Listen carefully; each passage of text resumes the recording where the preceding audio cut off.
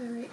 Good morning, everyone. My name is Nikki Coburn. I am an account representative with MLSPIN. So this morning what we're going to do is we're going to cover a bunch of Pinergy related items.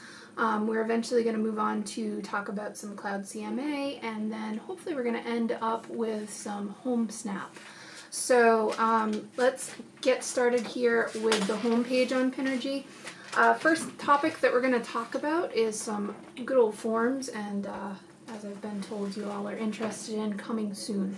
So one of the things that you will see is that up at the top in the navigation there is a forms button up here, but there's a couple ways to find this stuff. Under the MLSPIN resources, we also have a forms and flyers, so whichever one works best. But basically, we're going to come over here and we're going to talk about, this looks a little weird, down towards the bottom here, the listing information forms. So listing information forms have to do with the listings that are entered into the Pinergy system. We're going to work on some generalizations here. So listings are typically meant to be entered into the system within 24 business hours. You will find that all of the different property types are here, so you can go through, you can open these up, and you can take a look at any of these in PDF format. Now, again, working on generalizations with the 24-hour time frame, one of the big things is, so when you take a contract on a listing, you are supposed to enter that listing into the Pinergy system within 24 business hours, with a couple exceptions, and one of the exceptions happens to be if you are looking to do coming soon. Coming soon, the appropriate way to do it is to actually enter a non-MLS listing form to the staff at MLSPIN. So you would need to fill out this non-MLS listing form. You would have to send it to MLSPIN in that 24-hour time frame, and basically let us know that you have taken the contract on this property. However, you're not looking to enter it into the system right away. So you could never enter this listing into the system, and basically what this means is that you're taking the listing and you are marketing it outside of Pinergy. And you will notice that all of the wording on here basically tells you and makes the seller aware that they are not marketing the property to over 26,000 real estate agents in Pinergy. You can change your mind at any point in time, and if you do, at that point you can then enter the listing into the system. But the non-MLS listing form basically allows you to have a listing and put a sign on it, market it on social media, put it on websites, whatever you want, but outside of the Pinergy system. So that is the non-MLS listing form. We do have another form here I want to talk about, the delayed listing form. The delayed listing form that you see here is actually if you have a contract on a property but you are not immediately planning on putting it into the Pinergy system, and you're not planning on marketing it. You'll see this sometimes, people just aren't ready to start showing a property or something like that. You have the ability to fill out the delayed listing form and send it to us within that 24-hour time frame.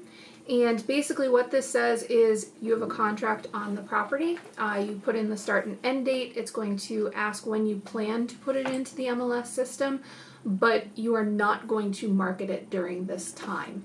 So you have a contract, future date will be in the system, but for now, not posting it.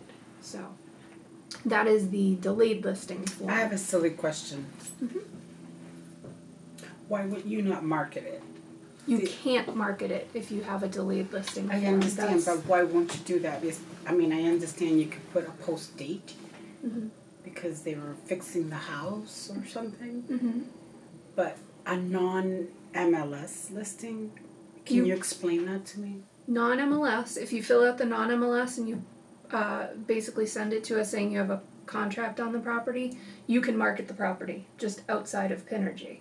Whereas if you do a delayed listing form, you're taking the contract, you're not putting it into the system immediately because you're just not ready for whatever reason, so you're not going to market it. Okay. But you are going to put it in at a later date. So again, could you go back over do the coming soon again and the two differences. Go back and do the coming soon again if you don't mind. Sure. So basically, if you're planning on doing a coming soon listing, you are going to more than likely want to market it somewhere. And so in that instance, you would need to fill out the non-MLS listing form and send it to MLSPIN within 24 business hours. It does tell you on the form if it needs to be sent to us and how soon. And at the bottom of the page, you'll find fax numbers and email addresses and whatnot. But with a non-MLS, you're basically covering yourself, saying that you have the contract, you're marketing it outside of Pinergy. And if at some point in time the seller says to you, now I'm ready to market it in Pinergy, you put it into Pinergy. So, yeah.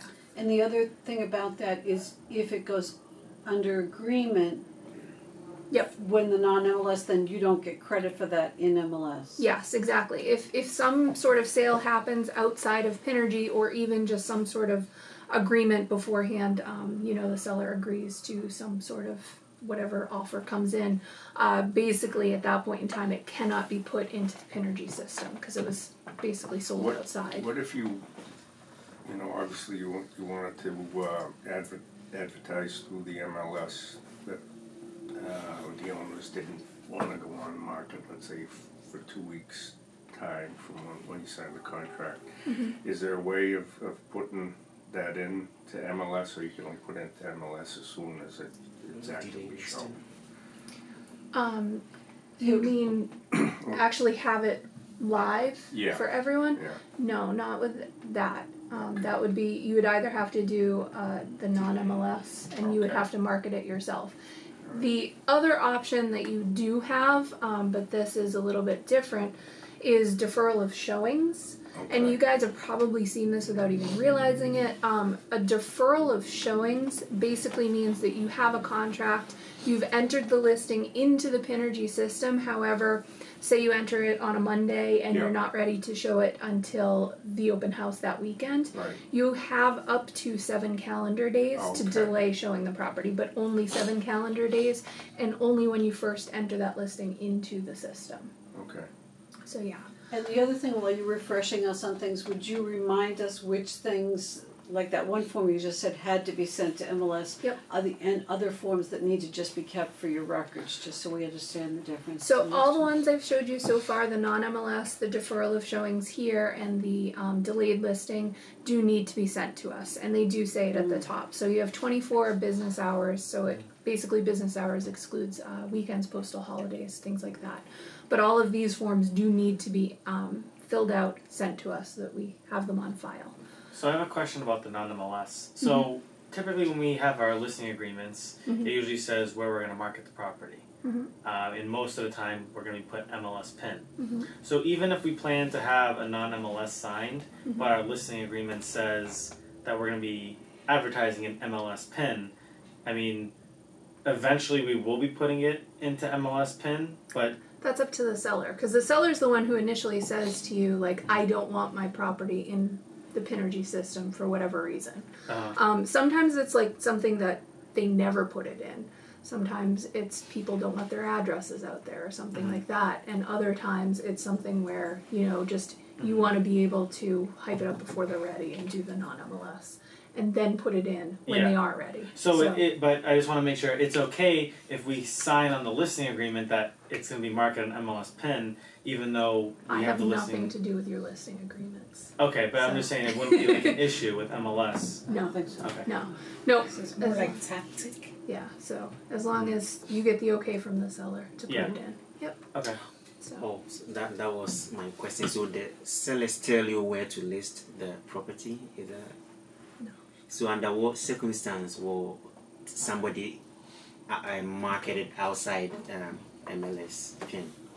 What are some of the reasons what make somebody not to want to do it? We always will eventually in MLSPIN. We're more talking about the exceptions of doing the coming soon before it actually goes into MLSPIN. Okay, but the non-MLS listing is what I was asking. The non-MLS. So it could be for any number of reasons. Just a seller of a property doesn't want their address out there for everyone. You're required to put the address into the system. You can't not put an address in. Or you just want to have the contract signed for the listing agreement, even though it's not going to be ready for maybe a month or two. And this way you have the assurance that the contract's already signed, and you're going to wait until it goes listed. And that way there you get to market it, whereas the other one you don't. So We had an unusual example the other day of somebody who had done the paperwork now, and let's say the person's either got a job transfer or retirement next March. And the reason that they got the paperwork signed now was so that they could get, this was a good one, it was about pictures, so that they could get the professional shots done before winter came, to have all of that in place. So that would be a really long-term non-MLS. well, depending if they're looking to market it, then non-MLS. If they're looking to just hold off on marketing it until later on. Strange. Well, it looks better when it's not marketed. I know, that's for sure. So, alright. Alright, so we got a couple forms. One other form I do want to talk about here is the contingent status request form. Yes. So, there's always confusion surrounding contingent. So basically, contingent and under agreement always cause confusion. So basically, with a contingent listing, it means that there is an accepted offer by the seller, but for whatever reason, the seller wants to continue showing the property for backup offers. If this happens, you will notice, if you haven't experienced this already, that when you have a listing, you have to say it's contingent and why it's being left contingent. And right here, there are 6 different reasons to list. And so that's basically telling people there's an accepted offer, however, we're continuing to show the property for backup offers. Now, a couple things you need to know about contingent. First off is you need to fill out this form and keep it on file, but you do not need to send it to us unless we request it from you.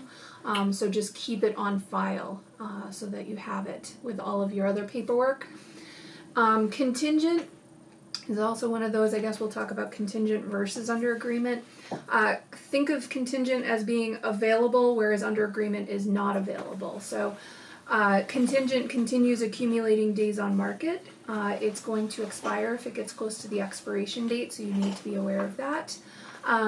It's also only going to stay contingent for 14 days, and then after 14 days, it will automatically change to under agreement unless you change it beforehand, depending on the situation, or if you have the broker or manager of the office extend the contingency. So contingencies can be extended to within 14-day increments.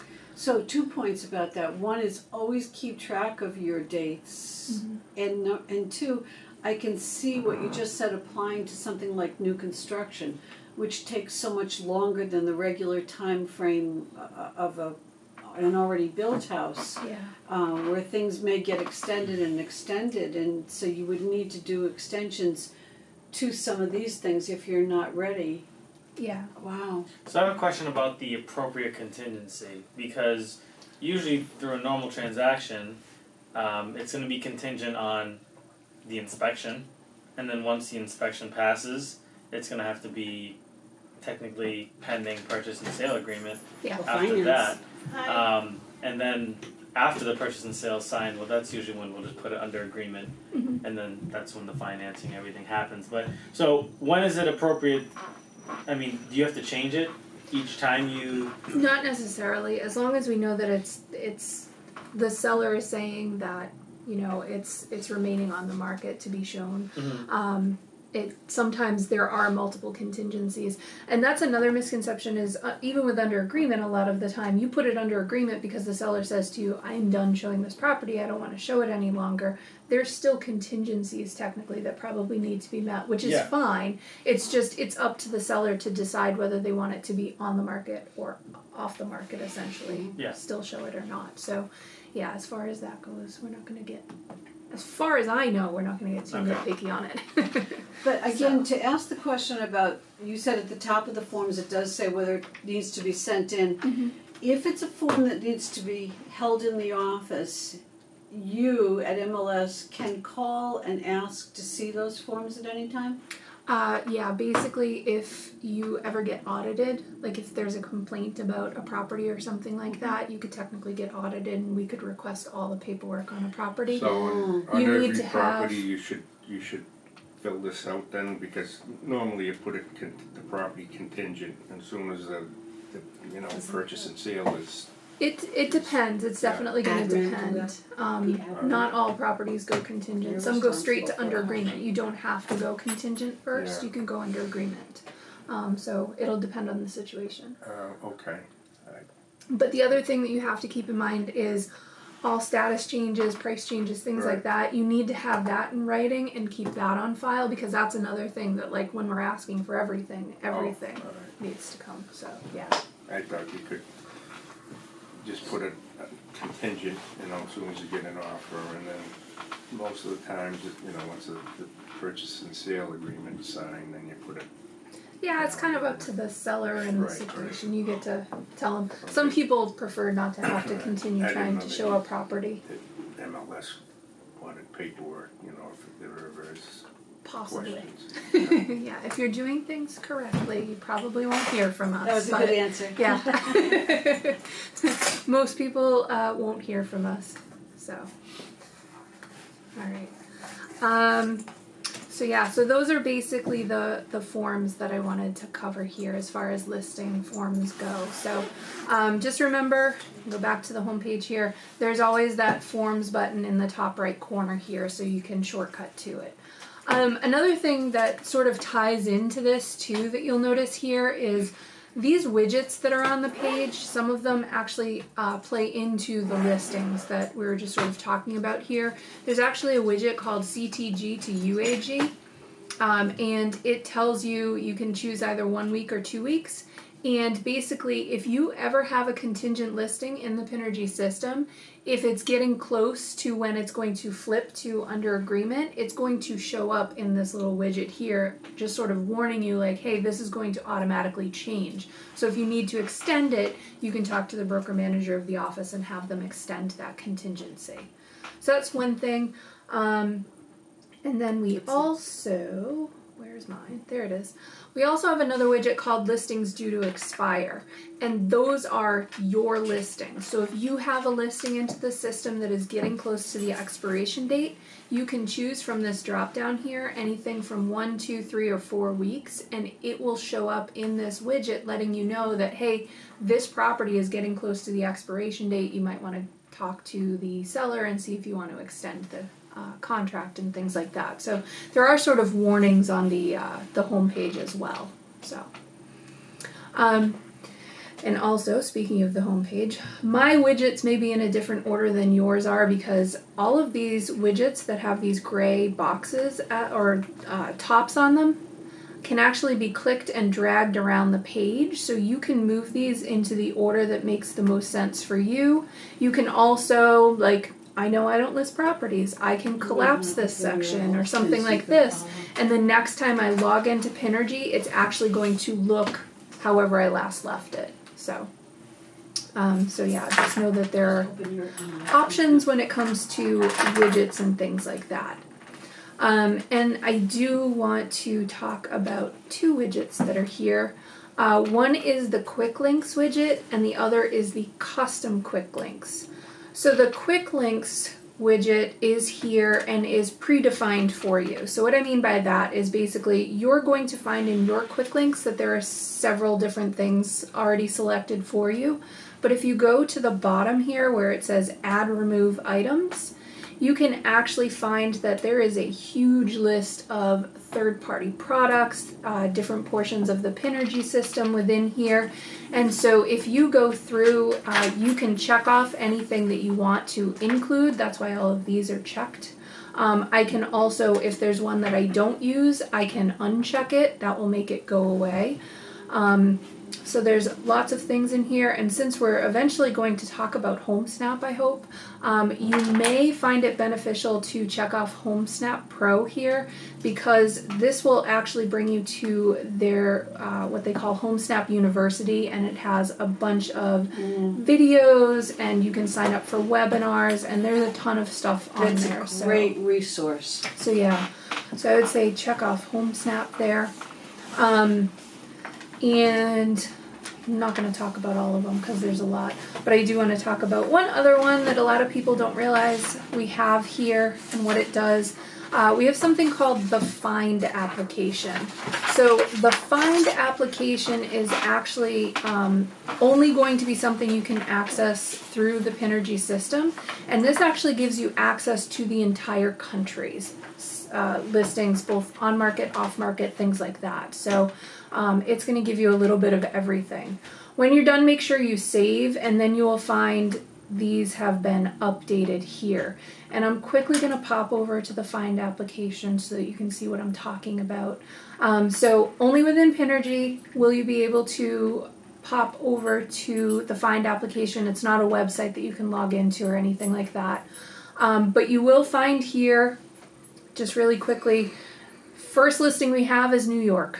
So everywhere across the country, you'll see it's for sale, it's for rent. We have recently sold properties will be in here as well. So as I scroll down my list, we're all over the country. It's not just New York. Now we have South Carolina in here as well.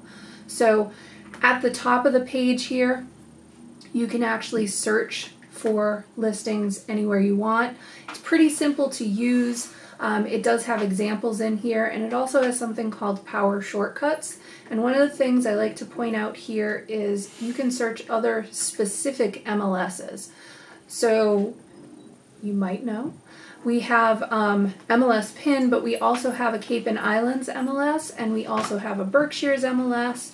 New Hampshire has their own system and things like that. So if I come in here and use the power shortcut for MLS, I can actually just type in the MLS, the name of the MLS I'm looking for, and pull up all of the properties that are listed by them. So this is just something I like to point out to everybody so that you know you can search anywhere. This gives you the ability to possibly find a property for somebody relocating or an agent for somebody relocating. So the Find application. So that's my quick spiel on that. There is training in the top right corner, so you can take their webinars that they do, or you can watch their videos. So, so that is quick links. And then the second thing that I said I wanted to talk about here is custom quick links.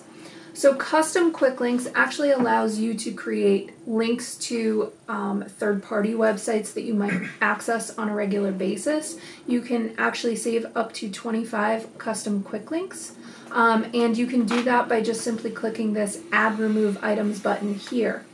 When you click on this, what it's going to ask you for first up is the URL to that website you want to link out to. And so what I had already done, but I'll just use this as an example again, is I used masslandrecords.com. You'll notice once I type in the URL, the little world here lights up, and I can click on that to test the URL and make sure it works. And I got it right this time. So I can close this tab, go back, and now all I have to do is give the custom link name, give it a name basically, in the custom link name field. So I already did this, but I had called mine Mass Land Records because I think it makes sense. You click the Add button, and what will happen is you will see that, just like you see here, it will be saved, now shows up. I can also delete any of the custom quick links that I create, but when I'm done, I click Done, and now I have that link showing up in my custom quick link. So all I have to do is click on it, and it's going to bring me directly to that website. That's really nice. So yeah. So you could use that with .loop. No, .loop is already defined in the quick links section. So all So you it's have to already do defined. is- Whatever's defined. So yeah, so okay. with custom quick links, they already exist. I mean, with quick links, they already exist. Okay. With custom quick links, it would be something that doesn't exist. Okay, So if there's like gotcha. a company website you access all the time, you could Okay. also add something like that too. So yeah, Nice. up to 25. So All right. And one last thing I guess I'll talk about here is you're going to see my flood status. It's a newer thing. Depending on where you are, this may or may not be a big thing for you. But basically, you have the ability to get flood reports directly from my flood status. It's a discounted rate of $25. And you can either purchase one flood report at a time, or you can purchase, they have like a package that you pay for monthly and you get up to 10 reports per month. So, but the flood reports are insured and that sort of thing. And they're doing webinars all the time so that you can find out a little bit more about how they work and how they do their reports and that sort of thing too. So I figure it's big, so we'll talk about that one. All right, so that is the home page. I just talked a lot about the home page. Don't ignore the news and notes, and don't ignore if you ever see colored boxes because they matter. The colored boxes usually mean that you need to pay a bill, a listing's about to expire, you know, your license is about to expire. Pay attention to colored boxes. So, all right, so that is the home page. The other thing that I was going to talk about is the search. Is there? Okay. And edit. Okay. So we're going to pop over to the search page here. So basically, when you are doing a search in the Pinergy system, you do, one thing I want to point out because a lot of people don't realize this, when you're doing a search with any of these fields where you can select multiple items, a lot of the time, like you can click and drag to select multiple items, but you don't have to select all of them in a row like this. And I know I've had a lot of people confused on how to do this. If you hold down the control key on your keyboard, if you're using a Windows machine, and it's command if you're using a Mac, you can actually select multiple items just like this. So that's a biggie that I know a lot of people don't know about. So Can you also, as you're doing the search section of your talk, can you also talk about creating your coverage area so that you don't have to look at all the towns? yes. Thank you. Sure. So one little shortcut there. Also, when it comes to statuses, by default, most of the on-market statuses are selected. The one that's not selected is contingent, which we talked about earlier. So if I wanted all of them, I would just have to select contingent as well. The easiest way to think about this is available only pertains to off-market statuses. So if I change it back to just on-market statuses, it doesn't care what's in that box. So, I skipped list numbers. List numbers are MLS numbers, so if you have one MLS number, you can enter it in. Multiple MLS numbers, separate them by a comma. The part that we were just talking about, I'll get there in a second. I do want to touch on the street address section here because this always causes problems with people. Don't be too specific with what you're searching for when it comes to street address. Even though you might think you know what the name of the street is or the number of the street is and whatnot, less is more. So when it comes to number, name, and zip codes here, the number field gives you several different options what you can use. You can use a specific number, you can use a range. So if you know it's on the lower end of the street, I could do something like 1-50. I can also leave it blank if I'm not sure. That's nice to know. So yeah, sometimes it's better off if you don't do it. Here's a prime example of what not to do. Be careful when you start typing in like Pleasant Street and things like that. Don't use street, road, ave, circle, lane, boulevard, whatever. You're better off just being very simple when it comes to this. So if I'm looking for North Main Street, I'm going to put in Main because I don't know how they entered north. If I want more than one street, I can also put in a comma and I can put in multiple street names at the same time. So I can do Main and Park and Elm and Pine and Church and School. I like generic street names. So somebody says to you, I like this town, I like these specific streets. All you have to do is put in those street names, separate them by a comma. Another thing that you will notice here, and I forgot to mention this, the count button which is like your best friend when it comes to searching. When you hit the count button, it's going to reflect how many matches or how many listings match the criteria that you've entered up to this point. And with this, I can't generally search the entire Pinergy system. I have to pick either a town or a zip code. So I don't know a lot of zip codes. 01852. Okay. I'm going to start with Shrewsbury. Okay. We'll pick another one.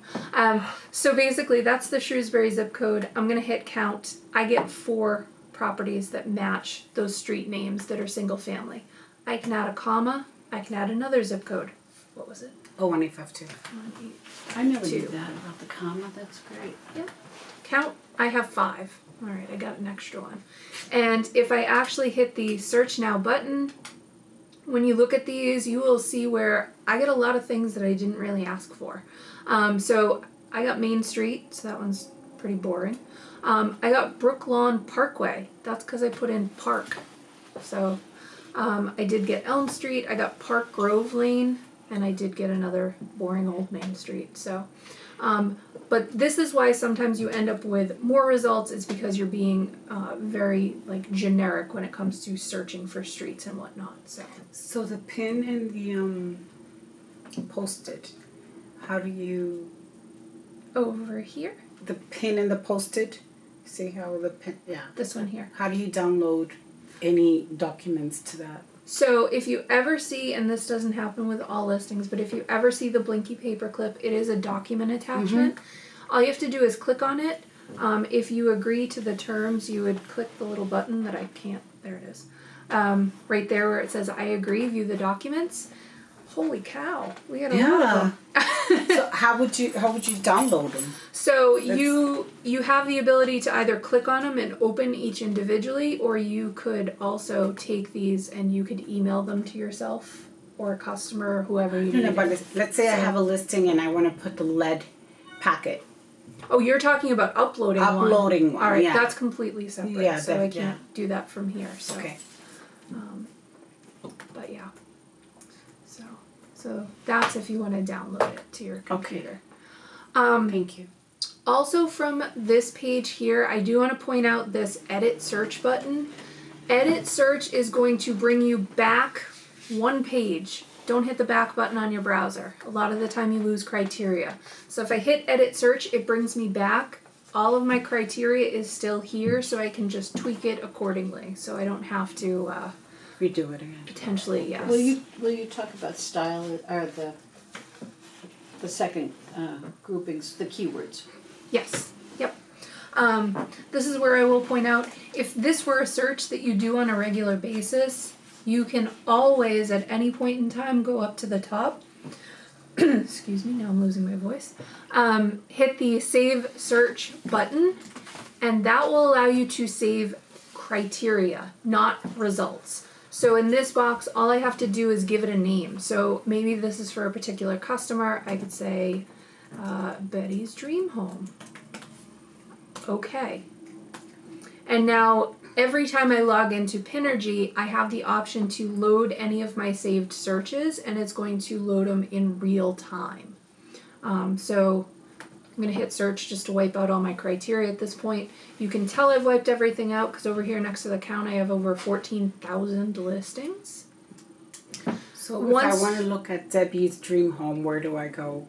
So once you have saved a search, you will Yes. have a drop down that shows up at the top that says load a save search. It will not appear until you've saved a search though. Okay. And then all I have to do is say load Betty's Dream Home.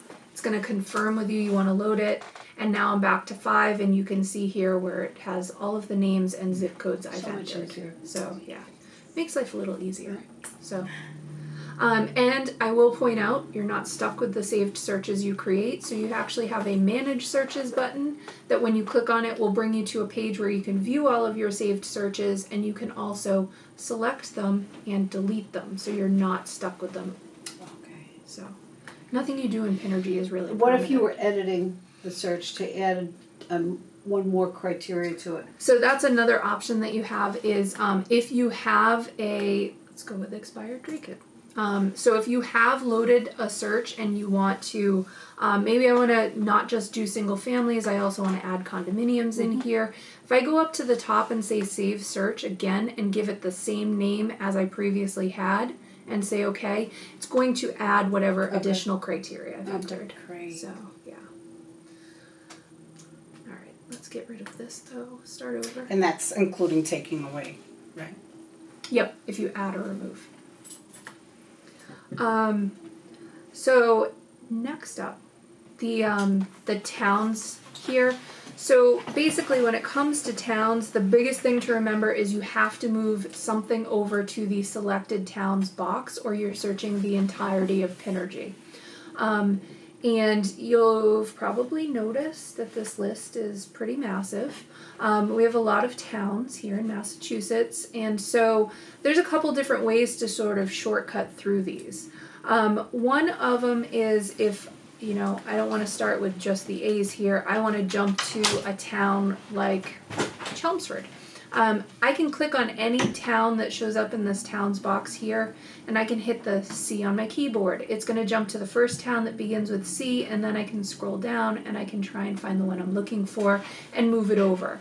And once it's highlighted, you have a couple options to moving things over. I can use the arrow to move it over. I could also select multiple multiple towns at the same time.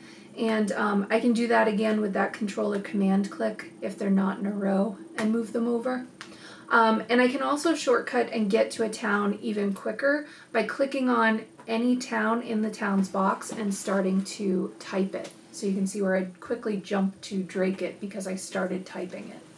And now I can just move that over. So enter on your keyboard works most of the time. So now I have multiple towns selected. Deselecting towns works the same way. Double click, click, drag to select multiple towns, move them over. So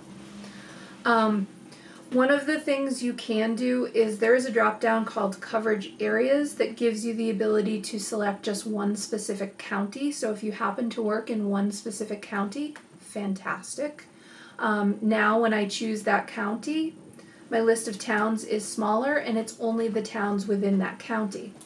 However, I know that a lot of the time people don't necessarily work in just one county, and they don't necessarily work in all of the towns in one county. So one of the things that you can do, and I'm going to divert over to a different section here for a minute, is if you go up to the top, it's usually in the right hand side. I zoomed in to make this a little bit easier to see. So mine's under. I have something called my area because that's what I called it. So now my list of towns is simply Acton through Essex, and that's it. So now that list of towns, instead of being what seems like a million towns long, is just that list of towns that I've selected for myself. I do still have to move towns over to the selected towns box, but it makes it a lot easier for me to find the towns I'm looking for. So that is an option that you have in here. And do remember that this will default back to whatever you were last looking at. So if you're using your specific area that you have created for your custom coverage areas, it's going to default to that the next time. If I were using one of the predefined counties, it would default back to that. So just know that sometimes it looks like towns are missing. I promise they're always there. Another thing I want to point out is the state drop down, which is slightly deceiving. Just because you see other states in here does not mean that you will find all of the listings from all of these states. What it means is that you will find listings from these other states which have been entered by other subscribers to MLSPIN that are also licensed in those states. So when you attempt to do a search in Florida or Connecticut or something like that, you are not going to find everything. That's why at the beginning I mentioned the find application. You're going to find everything.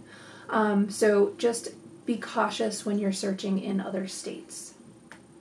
It will also default to whatever last state you were looking at. And then another thing here is show areas yes, no. Sometimes this matters in certain cities and towns and other times not so much. what I mean by that is basically when you enter a listing into the system, you are the one who gets to define the area that the listing is in. So if someone were to enter a listing into the system that happened to be in Acton, and then they said, oh, not only is it in Acton, it's in South Acton, then when I search for South Acton by moving over just that area of Acton, I would get results. I actually have 3. But the biggest thing to remember is because it's not a required field, you're not always going to find everything that is truly in that area of South Acton. So that's interesting when there are different parts of a town, and that was a good example. And then I think, for instance, of Lowell, which has maybe not names, I don't know if it does, but it does have 5 zip codes, I think, that I know of. So perfect. Let's use Lowell because I always do this one. So when I look at Lowell, here are all my areas in Lowell. Look at that. Yep. So let's say, do you know the zip code for Belvedere? 01852. Okay, hold that. So if I move over Belvedere and I hit count, I get 9 results. If I go up here and get rid of Belvedere and put in the zip code 1852. 852, and now I hit count,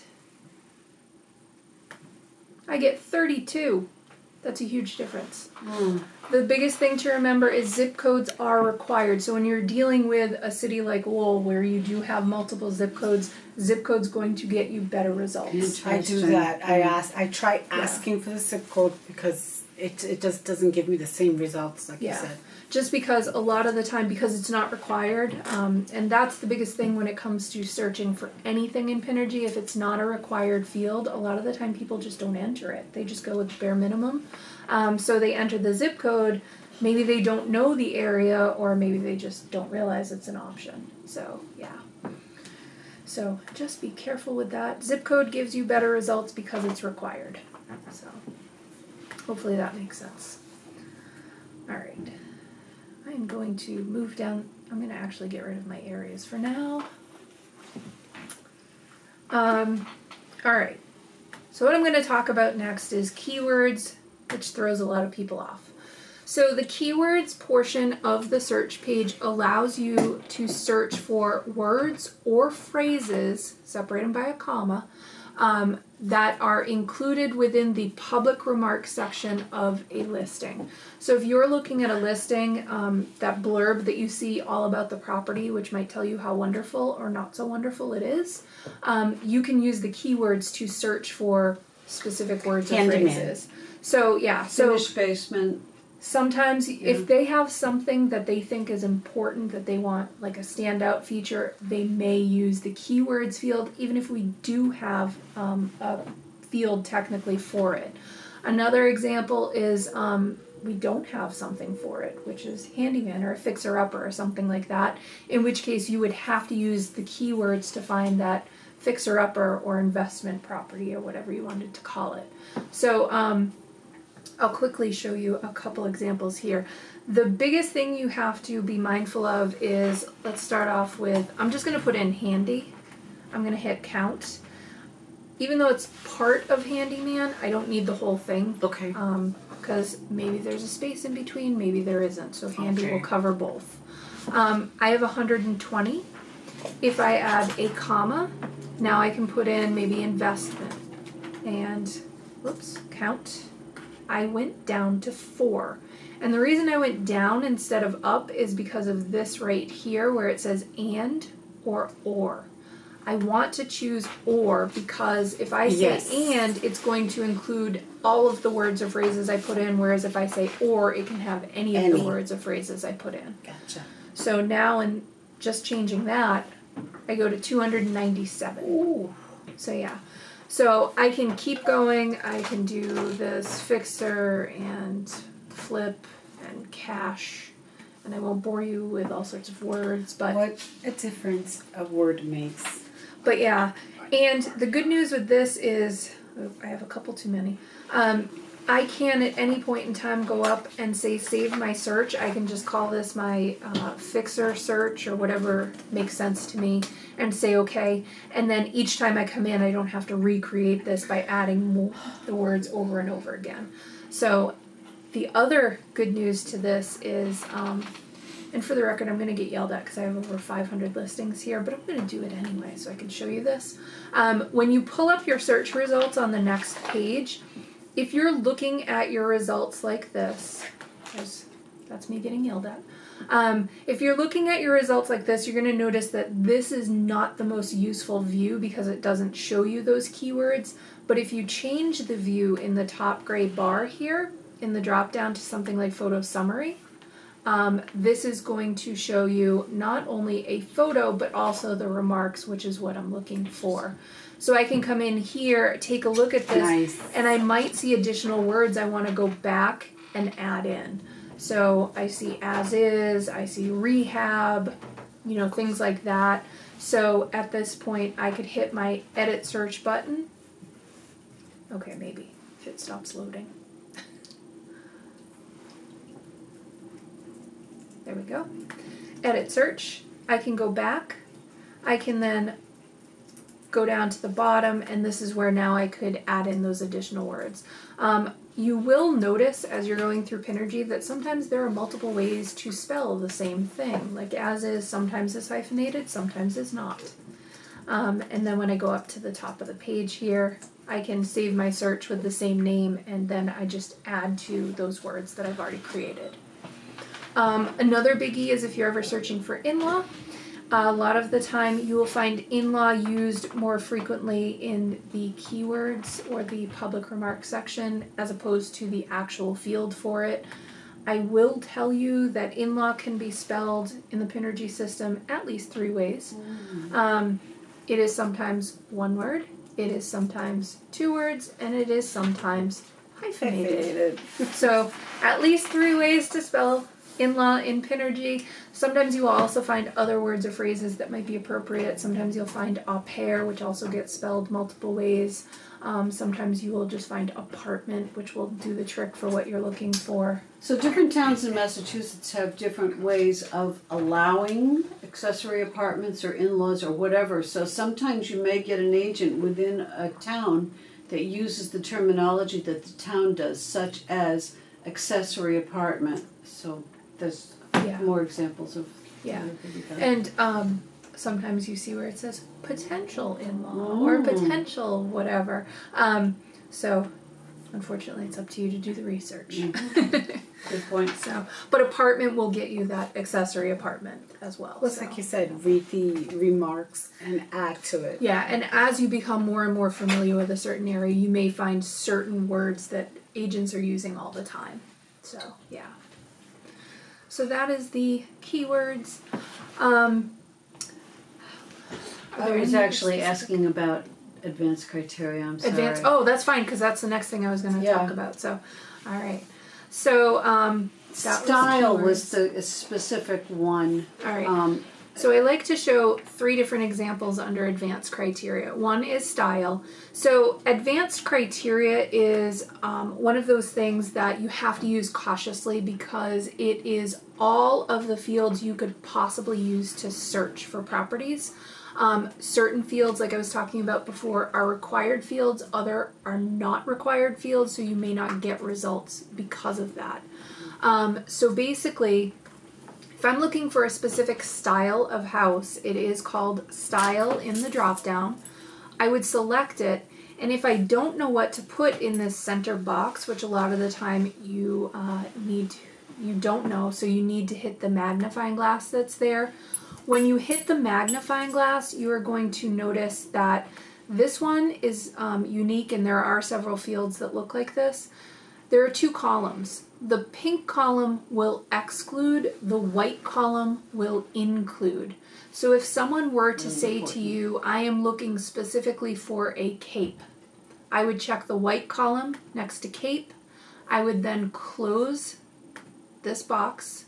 You'll see where it filled in the appropriate information. I have to make sure I hit the add button all the way to the right.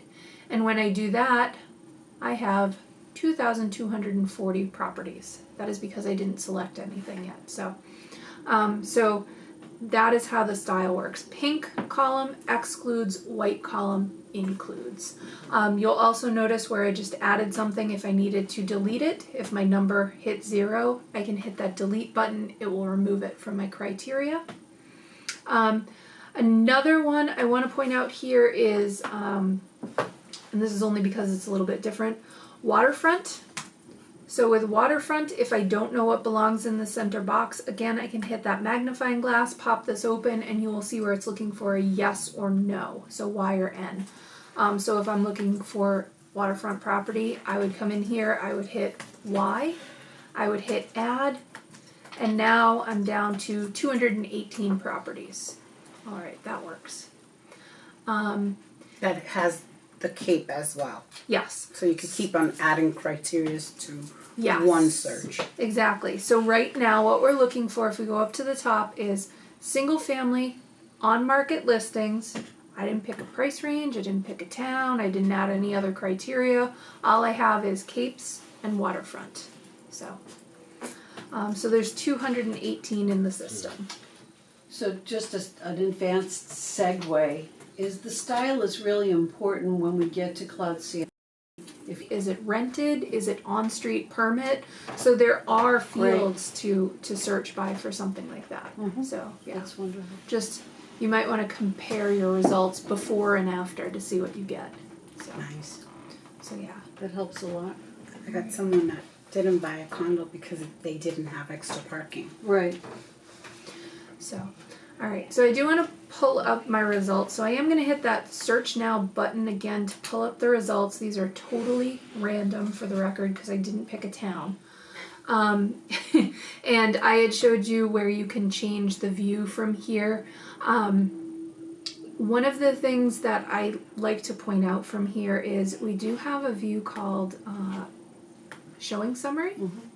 And the showing summary view, when you pull it up, right now it doesn't look like it's very exciting, but one of the things that you can add to it is this office agent info by checking it off. And it's going to add in the list office, list agent information so you can see phone numbers, and also on the right hand side where it was blank, it's now showing you the showing instructions. So you can actually quickly schedule with showing time if they use it and things like that.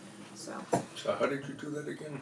So up at the top here, Yep. it's called the showings summary report. And then if you check off the box that says office agent info, it will include it, yeah. And it will default back to whatever you were last using, so. And another nice feature, whoops, just gonna get rid of that. Another nice thing that I like to point out here is, let's say you had a more reasonable number of listings right now. Maybe we had a couple of listings that we wanted to look at and preview for a customer. I could come through and I can check off these boxes here to select them and hit the view button. When I click on view, it's going to pull up the detailed report of the first property that I just selected, but also allow me to scroll through. So I don't have to keep going back and forth and back and forth. So I selected only 3 properties, but I can scroll through all 3 of those properties without having to go back. If I did need to go back, again, don't hit the back button on your browser. Hit this funny little button here. Hopefully you can see it. It's called the back to results button. And if I click on that, it's going to bring me back one page with all of the previous results that I had, so I could go through and I could add additional if I needed to. So just something to know that's there. And then also know a couple things on here. These buttons up at the top here are pretty important.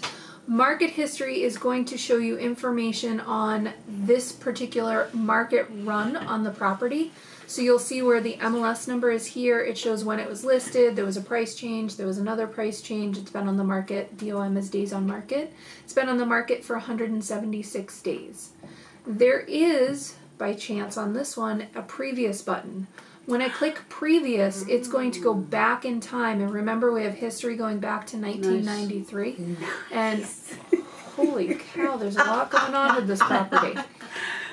So it's been on the market quite a bit. Wow. This one happens to have 2 right in a row, which is why they're showing on the same page here. So, yeah, this one was from 2016. This one was from 2015. And look at that! I didn't even plan back back and show me, because I have a different format, and when I go to the office, then I could. So it's going to be the same thing when you pull up a detailed report, even on the map search. Okay.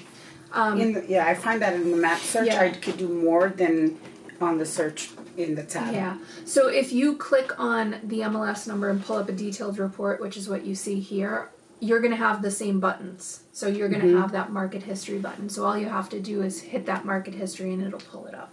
Yeah. So. But then on the preview. Okay. So that I can see the whole history. So previous. This is previous, yeah. It'll only appear if it has been previously listed. Okay. So if it hasn't been in the system prior, you won't see that previous button. So I just kind of lucked out this time. Can you go over the drop down where the full report is? For instance, when you're sending listings to clients, you should always be sending a public and not a full listing. Do not send a full report. But could you explain the difference between the public brief and whatever the other Just option? the public? Well, there's a brief. Yep. And then the public. Okay.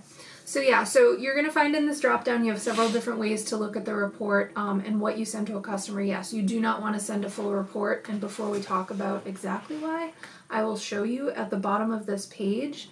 This includes office agent information, compensation information, and market information. It'll also show the firm remarks field if there is one. And the firm remarks can be pretty much anything. It can be phone numbers, email addresses, names, that sort of thing. So stuff that you don't necessarily want a customer to see. Whereas if we'll start with the public report. If you look at the public report, it's going to just wipe out all of that information so you don't have to worry about it. So we have the photo at the top. All of the important information is still on here, the remarks, the room descriptions, property information, features, stuff like that. But all of that information we just talked about, list office, list agent information, compensation, it's all gone. So this is why this one is safe for a customer.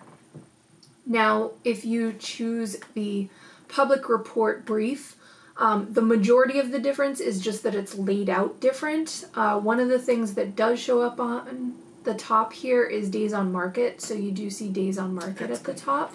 Some people like it, some people don't. So, and then the remarks section and tax information shows at the bottom. So it's just sort of a shift of information. If you were to send the brief, do you still have the option of including the gallery? Yes. Okay. Yeah, so if I wanted to email this particular listing to a customer, up in the top right corner where it says email this page, when you click on this, and this is anytime you send an email from Pinergy, you're going to have the option to select which report you want. So if we want the public report brief, we can. And all of the checkboxes are pretty much going to be the same no matter what. So if you want all of the photos to go to a customer, you want to make sure you check off the gallery button. That is going to include all of the photos, and it can be up to 30 photos. So, excellent. Yep. So that is that. Another thing in here that might be interested in is cover sheets. There are 6 different predefined cover sheets that you can choose from. I love them. And so if you can basically go through and decide which one you like. Welcome Home is nice. Okay, we'll go with Welcome Home then. Thank you. I always forget which is which. Clean one. So basically, this is what Welcome Home looks like. So we get a photo, some basic information. This one actually includes the remarks. Not all of them do. It is always going to include your agent photo, which is what you see here. That's me. And my contact information. So it's always going to say your name and your contact information as you have it in Pinergy. You do have to upload the photo. If you don't have a photo, you're going to show us a little green head. So, and then you see here's the listing sheet. So that's just one of the cover sheets. If you want, you can go through, pick the one that makes you happy. If you want to get rid of a cover sheet, you just have to click where it says cover sheet again to make it go away. One of the things that doesn't show up until you've selected a cover sheet is actually in the drop down in the top left here for the different report types. Is if you've selected a cover sheet, you have the option to choose cover sheet only. So if you wanted to print out just a cover sheet for any reason, pick the cover sheet only and then you can just print that. So that is another option. Let's get rid of cover sheets. Ta-da. The other buttons in here, price change history, will be grayed out if there have been no price changes on a property. So if you ever see that, don't worry, it just means there's no price changes. But if there have been price changes, you will see this information when you click on it. The date of the price change, the amount of the price change, the percentage, days on market to the price change, and then if there are multiples, like this one, you see all of them. And then total days on market. And if you want to hide that, if it's a buyer, I wouldn't show them that because that's my this is negotiating stuff tool that you only have access to at this point. You do have checkboxes, like when we're emailing and stuff, you do have a checkbox to include the market history or the price history, but you don't have to, it's optional. You do also have the option to do the gallery here, so if you wanted to look at the gallery of photos, checking that off and scrolling will allow you to look at the photos here. But you can also click on a photo and pull up a larger version of it, and then you can scroll through and you can take a look at the larger photos that are in here. And then when you're done, simply close it. So, property history is a biggie. This is one if you're looking to potentially find out if a canceled listing or an expired listing has been relisted, that property history button is a good way to make sure it has not already been relisted. I know this one is already on the market, but it will go back and it will show you every instance that this property has ever been in the Pinergy system. And it will also allow you to click on these previous MLS numbers and pull up the previous detailed report. So yes, let's see. What else?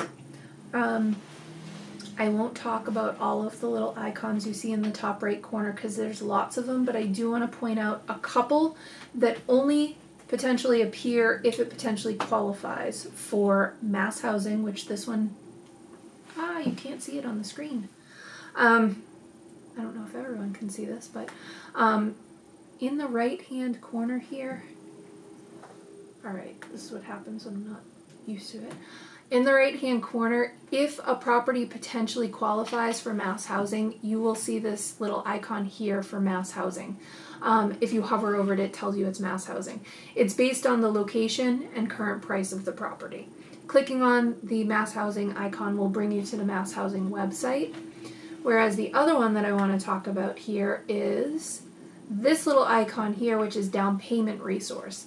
Down payment resource only appears if it potentially qualifies for any number of different programs. Again, that one's based on location and price as well. But basically, this is a website that's going to pull up for you any, this one says there are 10 programs and up to $10,500 in down payment help. So you'll see here where there's mass housing, purchase and rehab loans, there's a bunch of different options in here. There's we have more mass housing. Sometimes you'll see USDA, sometimes you will see programs that are specific to a city or town that are like basically grant money for down payment assistance and stuff like that. It is again based on the location of the property and the price of the property, and then from here you have to send it on to your customer and they can find out if they truly qualify. So that's next step. So next step will open that up, or if you just say save or email results, you can send them all. Okay, and that's up to the client. Yeah, they're going to have to fill out paperwork and whatnot. A lot of the cities and stuff have specific programs where like they want you to move to that city, so they're willing to give you money to move there, and there's obviously stipulations to it. But I've seen it in like the Springfield, Chicopee, Holyoke, Lowell, and even some smaller towns that don't necessarily expect. So yeah. Good to know. So down payment resource I think that's a biggie. So only appears if it potentially qualifies, but it is here. So is there anything else specific? Contacts? Okay. Just briefly to. Okay. So when it comes to the next section, which is contacts, the contact management system can be as robust as you want it to or as simple as you want it to. Typically what people use the contact management system for is to enter a contact's information, set up a search and attach it to them and start receiving automatic This was emails. About 15 years ago. My my. contacts. They still exist? They did. So that's But one thing to know is Actually, my listings, I had 13 listings. How can I retrieve them so that I could show that I'm more of a seller's agent than a buyer's agent? did you change offices? Nope. Well, yes, I did change office, but my number's still the same. Your number, but the office number is different. So listings don't transfer, but you can still pull the information. But I can transferred show you mine. after. I No, but you transferred can- mine can from do that. Coco to No, Chuck you, Early. Yeah, We could do that? you can pull a report on yourself and the history of things that you've done in past years. Yeah. Yes. So a little different, but we'll show you how. Yep. So as far as contacts go, we're going to keep it simple. So if you wanted to create a new contact, you would click the new button in the top left. Only real required fields here are first and last name. So if I wanted to, I will create myself for now. I'm going to put in my first and last name. I will tell you that within one contact record, you can have up to 6 names. So if, for instance, you had a number of people in family or all investing in a property together, you do have the ability to click where it says add additional contact name, put in the additional contact names as well, and just keep track of everyone in one place. So let's Nice. go with Joe Smith, because I'm not creative with names. And the same thing goes for email addresses. So if I wanted to get that email address, how convenient, I typed this in earlier. I can put in my email address. I can then click to add additional email addresses as well, up to 6. And if I add in, joe@home.com, then he would also receive the emails as long as both of these have the receive emails checked off. So that is what indicates whether or not they receive the automatic emails. At this point, all I have to do is click the save button, and if I save, it's going to keep me on this page, save everything that I've changed here, and that can be that. I will say there are a number of other fields in here you can choose to use or not use accordingly, but we'll keep it simple for today. The next thing you need to do is attach a search to your contact. So if we go to the searches tab, which is here, you will find that under here we have a new contact search button. You can then say attach either a classic search, if you will, or a map search. It's totally up to you. So I'm going to choose search, and then I can come in here and I can add in whatever criteria I want for my customer. So let's say I have a customer that's looking in what town? Agawam. Agawam. Wonderful. The opposite side of the earth here. And all I'm going to do is, I'm keeping this simple. You can, before I do this, I will point out at the bottom, you do have the option to decide how often the email goes out to your customer with this frequency section. So I can do this every 15 minutes or hourly if I have somebody who is super excited about getting their listing matches, or you can do daily, weekly, monthly. Totally up to you. But that is only for this specific search that I'm creating. I'm going to go with daily. And I'm going to save and say okay. It's going to tell me how many new matches were added, and at this point I can be done if I want to, because starting tomorrow morning my contact is now going to begin receiving their automatic emails. And what's going to happen is you'll notice that I have one search saved in here. I can go up and say add another search if I wanted to. Where? And all I have to do is click on the new contact search button. It's just different again. here. Right, you're not on a full. You're not in a Yeah. contact record, that's Yeah. why. So I can go up, I can say add another search. Sometimes you have to add separate searches, like if you're doing both for a rental, let's say, or maybe they're willing to purchase depending on what comes up. Price ranges and things like that are going to be different, so I can add additional searches if I want to, but in this I'm going to just go with one. I will tell you, you can rename the search. So this little T with the pencil that you see here allows you to rename the search from search 1 to, let's call it single family Agawam, and save.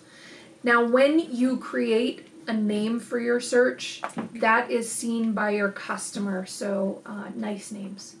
They're going to see in the emails that they receive the name of the search and then the actual results that go along with it. So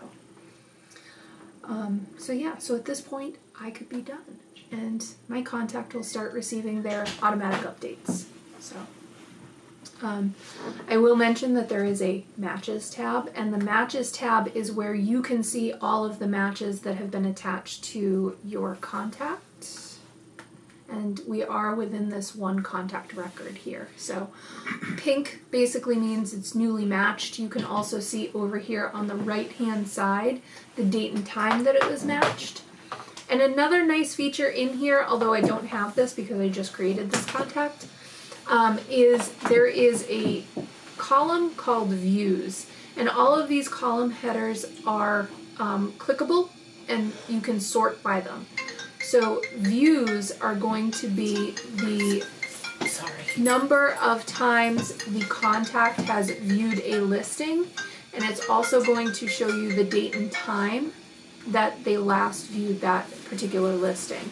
So if they've looked at a property, let's say like 10 times or something like that, you're going to see that it says right on there how many times they viewed it, 10 times, and when was the last time they viewed it. So you can actually keep track of how frequently a customer is looking at the matches that they have. So that is the matches tab in a nutshell. So if I go back to the main contact page, you will notice that all of my contacts are going to appear here. One of the nice things is that if I have, let's say, worked with Charlie, Charlie is done, he has purchased his home, he doesn't want the emails any longer, I can actually archive Charlie and have him for later. Should he come back and say, hey, I'm ready to buy a bigger and better house, or I'm looking to downsize or something like that, I can select one of my contacts, and up at the top there is an archive button, and I can click on archive. What that does, when I say okay here, is it basically says he's no longer going to receive the automatic emails, and he's no longer going to have access to all of the previous listing matches that he had. And you will now notice that over on the left hand side it says archived and there's a number. And if I check off the box next to archived, I promise there's a box there if you guys can't see it, it's going to pull up just people that I have archived. There's also an auto archive feature. The auto archive is something that happens automatically if a contact has not looked at their listing matches within 90 days. So after 90 days of inactivity, you will receive an email saying they've been automatically archived. And you can always bring them back if you needed to. Any archived contact, you'll notice here that there is an activate button, so you can reactivate that contact and have them start receiving the automatic emails again. So that's a little different before to add. No, it should be. That's the same. Or where's the archive? You don't have it because you're in a new record. You have to be looking You have at to- a oh. record that already exists. Okay. Yep. I think I have something. So, See? so yeah, you have to be within the actual contact itself. And now you have the archive button. So, yep. One other thing I will say here is once you've archived a customer, if you wanted to, you can delete them. However, make sure if you delete a contact, you delete them because you mean it, because you can't get them back after the fact. So once they're gone, they're gone. So, so yeah. And all of your contacts will remain under your agent ID no matter what. So you will always have access to contacts whether you stop being a part of MLSPIN for a while and then come back later on. You always have the same agent ID, so you will always have all of your contacts in there as well. So that is, in a nutshell, contacts. So, next up, I guess from here we will talk about Cloud CMA.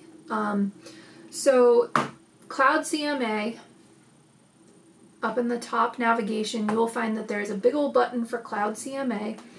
Cloud CMA is going to allow you to do not only CMAs, but property reports, flyers, and buyer's tours. If you haven't already clicked on the Cloud CMA button and signed yourself up, I suggest you do so. At least try it out. If you don't like it, you don't have to. The good news is it's free. We're working with W&R Studios, who are the people who designed Cloud CMA. And basically, they have recently updated it, so if you haven't used Cloud CMA for even a week, you might notice some new features are in there. So I'm just going to click on Cloud CMA, and I am going to pop over, and we will take a look. So when you pop over to Cloud CMA, you may notice that something pops up like this because there is a new Cloud CMA. So all of the features that you previously might have known if you've used this before are still in here. If you haven't used it before, you have no idea what I'm talking about, but that's okay. You can go through, there are a couple things in here, there's some videos in here that you can watch and whatnot as well. For now, I'm just going to skip this.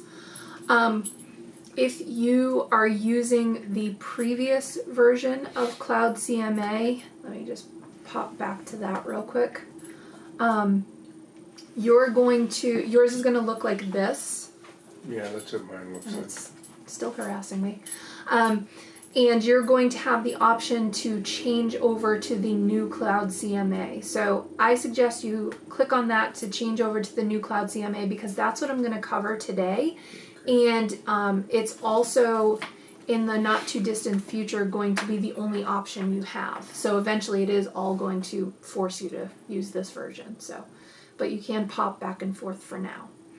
So you will notice at the top of the page there is the CMA, buyer's tour, property, and flyer options. These are the 4 different types of reports that you can create. We're going to talk about each of them. There is, in the top right corner, where I currently have my agent photo, I'm now Lucy, you will notice, Where is it here? so you need to, in the top right corner, you need to click on the little link that says switch to new, right there. This one? Yep. Okay. So. And I will always have to do that? No. Moving forward, you won't have to. It's going to default back to this. And skip this? Yep, you can skip that.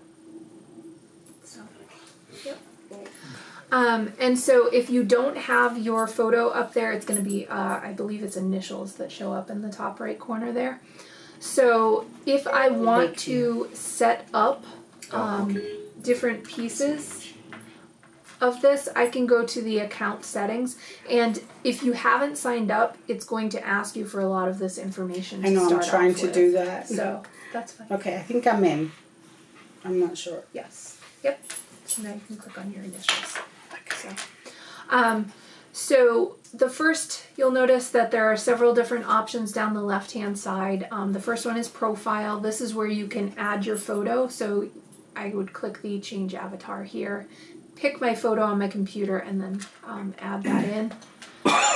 Make sure your name and everything is correct, your company name. You can also add a company logo if you don't already have one by clicking on the choose file, finding it on your computer. This is not my computer, so I should close that. Excuse me, from here, where did you go from? In the top right corner where your initials are, click on that. Okay. And click on account settings. Okay.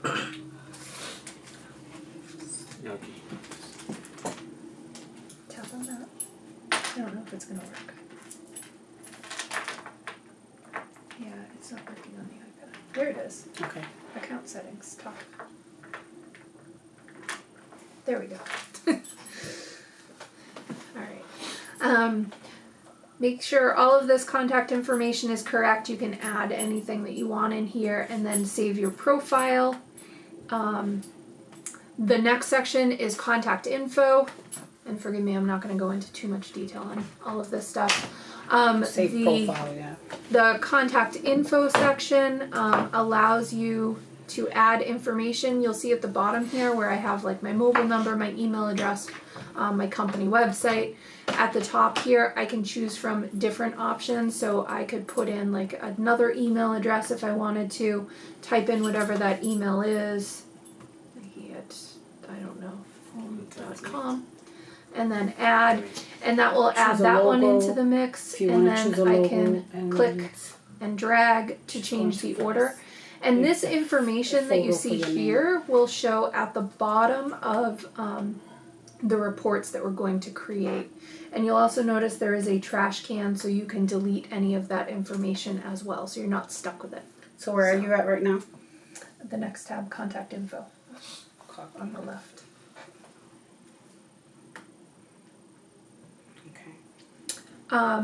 After the contact info, we have a password tab, or section, if you will. The password section allows you to create a password that you can use moving forward. So if you were to go to justcloudcma.com, you could log in from there with your, I believe it's your email address and password that you create here. But if you log in from Pinergy, you don't have to worry about that because it's just going to sign you directly in. Excuse me again, what is the contact value?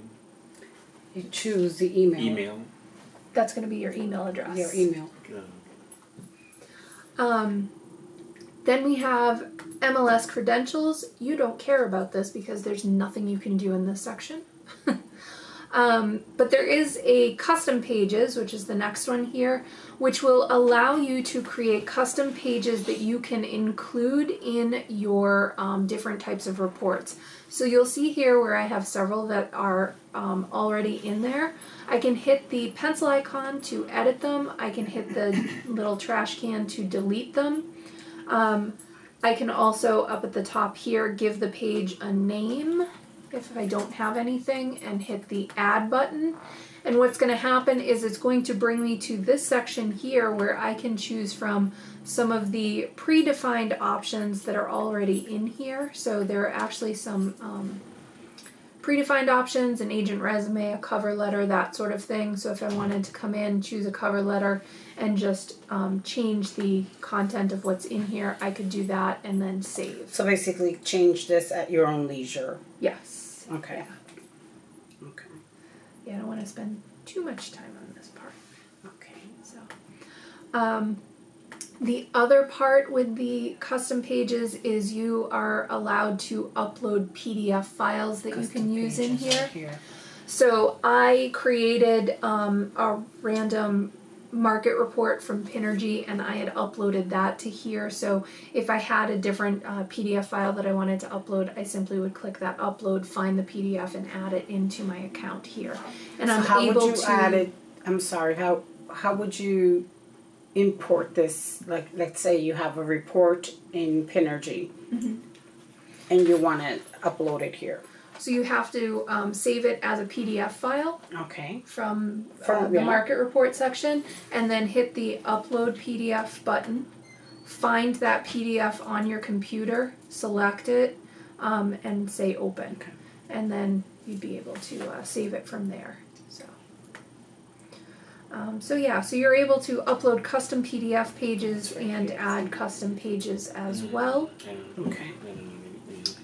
Another thing that you can do is there's a section called integrations. The integration section allows you to link accounts that you may have already with things like Rated Agent, Reach 150, Real Satisfied, Testimonial Tree, and Zillow. So if you're already using any of these, you just have to link the email that you're using there and update your services at the bottom. And then you're able to actually pull in the testimonials from those other websites that you might use. And then we have, lastly, billing, which you also don't care about because the only thing you can do here is cancel, and it's free, so you don't really need to cancel, even if you don't use it. So those are the account settings section. You'll notice that there's also the custom pages in here as well, so you can go directly to custom pages. I do want to talk a little bit about this lead generation section here. So if you go to the lead generation section, this is going to give you the opportunity to use what is called a landing page in any number of ways. Where can I find it in this format? Click on your In my photo? Yep. Okay. And lead generation. Click in your photo. So Lead this generation. page here, when I view this landing page, What do you? everybody has a custom landing page, and you're going to notice where it already added in my Landing photo, page. my contact information, and things like General. that. And in here, what this allows you to do is if I were to take this landing page and link it to my website, or take this landing page and add a link to this landing page within my email signature or something like that, anytime somebody were to click on the link and come to this page, let's say for instance they wanted to get what their home is worth, they would put in their address. So you just start typing in an address, of which I don't have one off the top of my head. So let's go with 8 Hutchison. Okay. 8 Hutchison And Street. this is address Lowell, that Mass. 0185. a specific address or what? You can start typing in any address. It could be your address. It could be Oh, okay. anything. Oh. So 8 Hutchison, Lowell, Mass. oops. Let me just do it too. Lowell. And you'll notice as I'm typing, it's starting to populate. Yes. Okay, I spelled it wrong. That's 8 my problem. Hutchison. So here's the one that I'm looking for. I would select the address, hit this little button here, and what happens is it lets you know that it's found the property. All I have to do, and now I'm pretending to be a customer, so all I have to do as the customer is put in my name, my email address. I should probably spell it correctly. Wow. Oh, okay. Okay. Phone number and square footage is optional, and then I would say email report. Now what happens by default is the system creates a CMA report and plugs it directly into your Cloud CMA account. All of the information gets transferred over. You are also going to receive an email from Cloud CMA letting you know that somebody has signed up basically for the CMA, and it's also going to automatically email them a copy of that CMA. Now, we're going to talk about the CMA so that you know a little bit more about it. So now I'm going to close this tab here. So if you wanted to take this landing page, you would click on this little copy link button, and then you would be able to plug it into, like I said, either your website or maybe an email signature or something like that.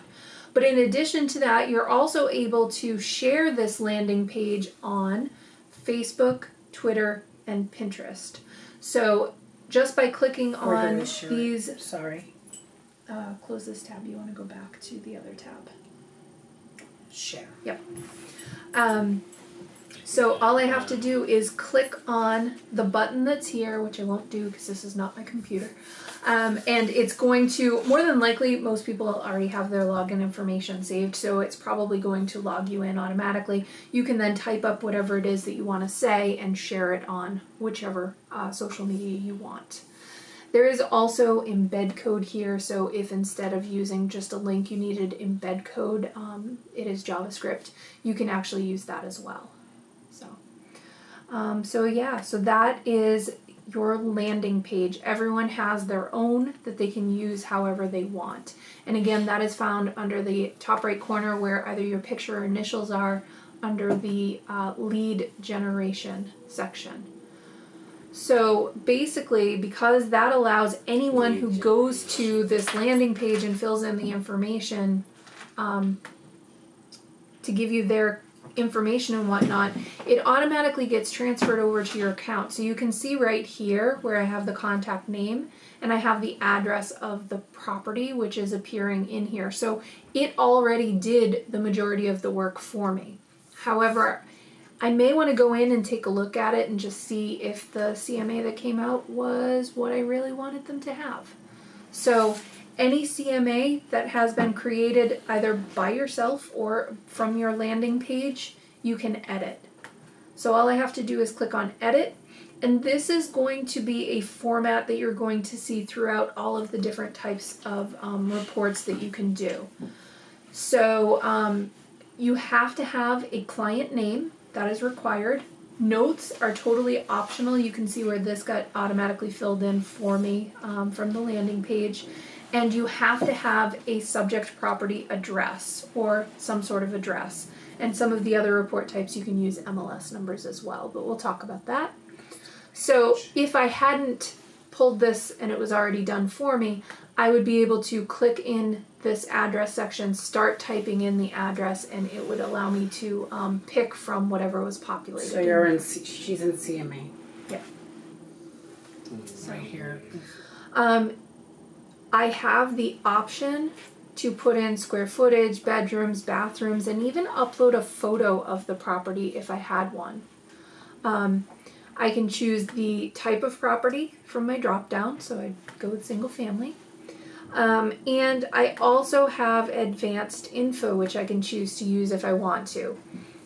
Now, the advanced information in here is only going to be pulled and show up if I use a 4-column layout, which we'll see sort of towards the end when we customize the report. So if I'm not going to do it or use that, I don't need to worry about it. If you wanted to create. But the most important part is here at the bottom. So it basically says, how do you want to get your comparative listings? And you have 2 options. The one on the left is exact listings, which we'll talk about in just a sec, but the one on the right is a proximity search. So you'll see here, because this came from the landing page, it uses a proximity search. Now, the proximity search by default may not give you the best results, because what it does is it takes the location of the property, goes out half a mile, half a mile, half a mile, until it finds the number of listings that are defined here, which is 10, and it goes back in time however far you want it to. It can be anything from 1 month to 3 years. So maybe I only want this to be 6 months. I can change that. In here, under more criteria, if I wanted to be more specific about what I was getting for my comps, I can put in a range for bedrooms, bathrooms, square footage, lot size, and price. And then I could move on from here. So at this point, if I were happy with everything that I entered, I would hit the update listings. And what will happen is it's going to bring you to the next page, which is where you get to see the list of all of the comparable properties that have been selected for you. And now remember, it's going to pick a minimum of 10. And when I look down here, I can see on a map where all of my comparable properties are located.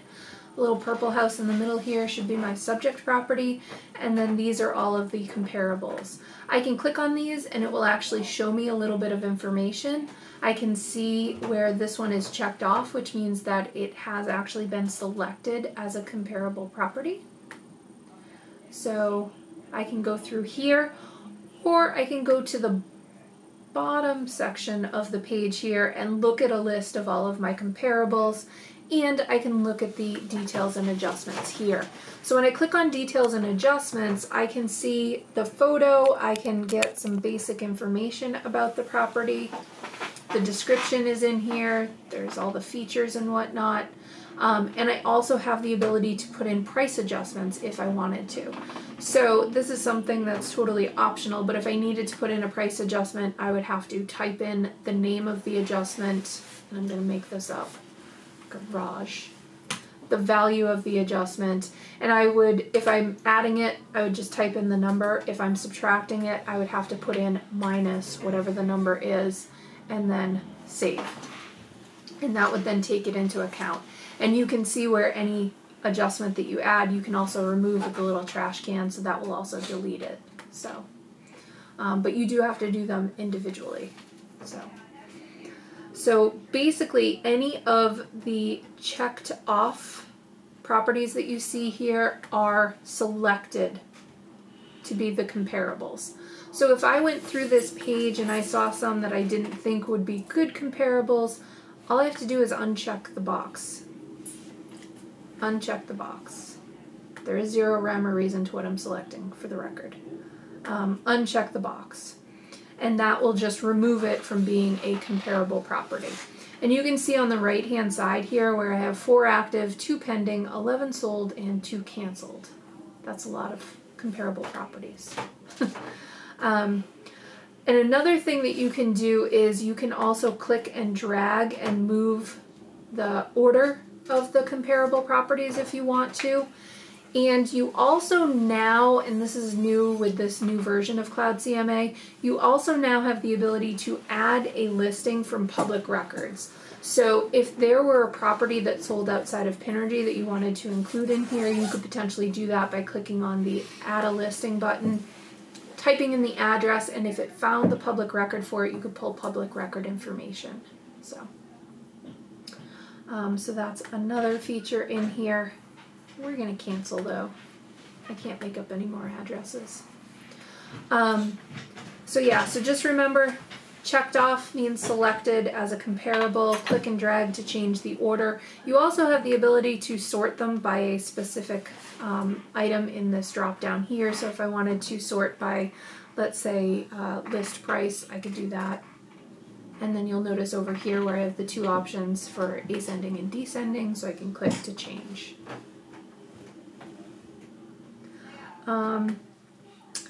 And one last thing on this. We have the subject property shows up here, and there's no suggested price by default. So if we expand this here, you'll notice where we have a list of all of our comps, just active and just sold, and it gives you sort of a breakdown of low, median, average, and high, and then the average price per square foot, and a suggested range. If I wanted to, I could select this range over here for the sold. It would then populate the suggested price. But until I either select something from here or I click on the little pencil here, I can change this. I enter something manually myself. I don't have the button I'm looking for. I like round numbers. So I'm going to put in some round numbers here. So I can change this and then update. So it's totally up to you to enter in the information that shows up for the suggested list price or leave it blank. You will notice that you do have a net sheet that you can choose to include if you want to, totally optional, up to you. So I could type in whatever I wanted to include for the net sheet. Maybe I want to, for this one, include Title 5. Then I could put in the amount of Title 5. We'll put in $1,000 and then we'll hit save. Then I can add the next item and the next item. So it's up to you if you choose to use this or not. You don't have to. And you can also delete anything that you've added. So at this point, if you're done going through, you would simply click the Customize Report button. That is going to bring you to the next section, which is where you get to decide what pages are included in the report, what your report actually looks like, and that sort of thing. So let me give you sort of a breakdown of this page. So the left-hand side of the page includes content that you can choose to include, and you'll notice that I can expand on these and add things in with the little plus. So I can expand on any of these and add whatever I wanted in. In the sort of center of the page here where you see title page, what is a CMA, that sort of thing. These are the pages that are currently being included, and I can remove them by hitting the little minus that appears there. So we can add from the left, hit the minus from the right hand side, and it basically disappears. I will point out you can ignore Tom Ferry and stuff, because that is all stuff that you do have to pay for. But if you pay for it, you will then have access to it. And sort of at the top on the right, this is where you get to customize what your report looks like. So where it says theme, and I don't know what I have selected. I have modern, orange, and gray. If I click on that, it's going to show me what my reports are going to look like, and I can click in this drop down here and I can select from whatever colors are in here, or and I know this was something that at one point in time was brought up, if you guys have your own custom theme created, you would be able to select from that. So, but for now you can pick from whatever's here, and if this works for you, you would just say choose theme. And now all of your pages are going to reflect the theme that you just chose. I think I broke it. There we go. And now if I wanted to see what it actually looks like, if I click on the name of any of these pages being included, I get a preview of it. I get to see what the theme looks like. I get to see what the actual page looks like as well. So I can take a look. Has the address, has the person's name on there, and today's date. So you get to preview anything that you're including. Over here where it says quick CMA, if I wanted to change that to something else, I can hit edit. I can type in my own custom words there, and that's what's going to appear at the top of the title page. I would just type it in and save. So Now in the past, I wasn't able to download the LAER logo. They had some pre-uploaded logos for different companies. yes. I don't know if that's changed yet. No, that's something that the company has to actually go in and contact Okay. Cloud CMA about, because there's fees and everything involved in Okay. designing it. I know they were talking about doing that, but I don't know if they've gotten anywhere, and unfortunately, I don't have a person to ask right now, so. But you can upload your logo under the top right section where your photo or your Right, initials right. are. You can upload there, and it could Then potentially I could be put it in used. with There was a personal section here pages. to log it. It to would- log it in. There yeah. was a section here. I just logged it in. So yeah, you can potentially use it on the footer Right. of the reports. Okay. So yeah. So that's the theme. The layout actually pertains to the, where are we? The listings themselves. So this details here, if I click on this is going to show me a preview of what my report looks like. So I have a photo and a map view here. And when I scroll down, some basic details and whatnot. If I go up to the top here where it says layout, this is where I can choose from a couple different options. So there's the photo with map, which is what I have selected. There's just 2 photos. There's photos with max data. There's 2-column comparison. There is a 3-column comparison and a 4-column comparison. That 4-column comparison is the one that I was talking about, where if you fill in the additional information for the subject property, you can compare them side by side.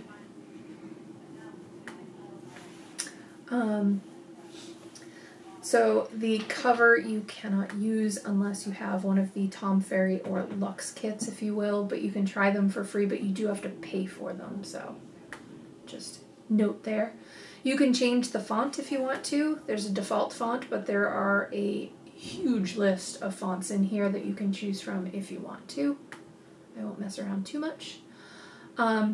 And one other thing that is up here is template. So if I click on this template section, you're going to notice that I have some predefined templates that have been created for you ahead of time by Cloud CMA, but I also have the ability to create custom templates. So you can see here where I have my custom templates, I have a giant list of them. So what that does is if I come in here and I decide to create, I decide to create a new one, I can click on the new button, give it a name, and save it. And what it will do is save the last layout that I'm using basically in here. So whatever pages I've included, whatever theme I've included, that sort of thing, that is how it's going to be saved. And then moving forward, I don't have to recreate this every time. I can just pull up what I want.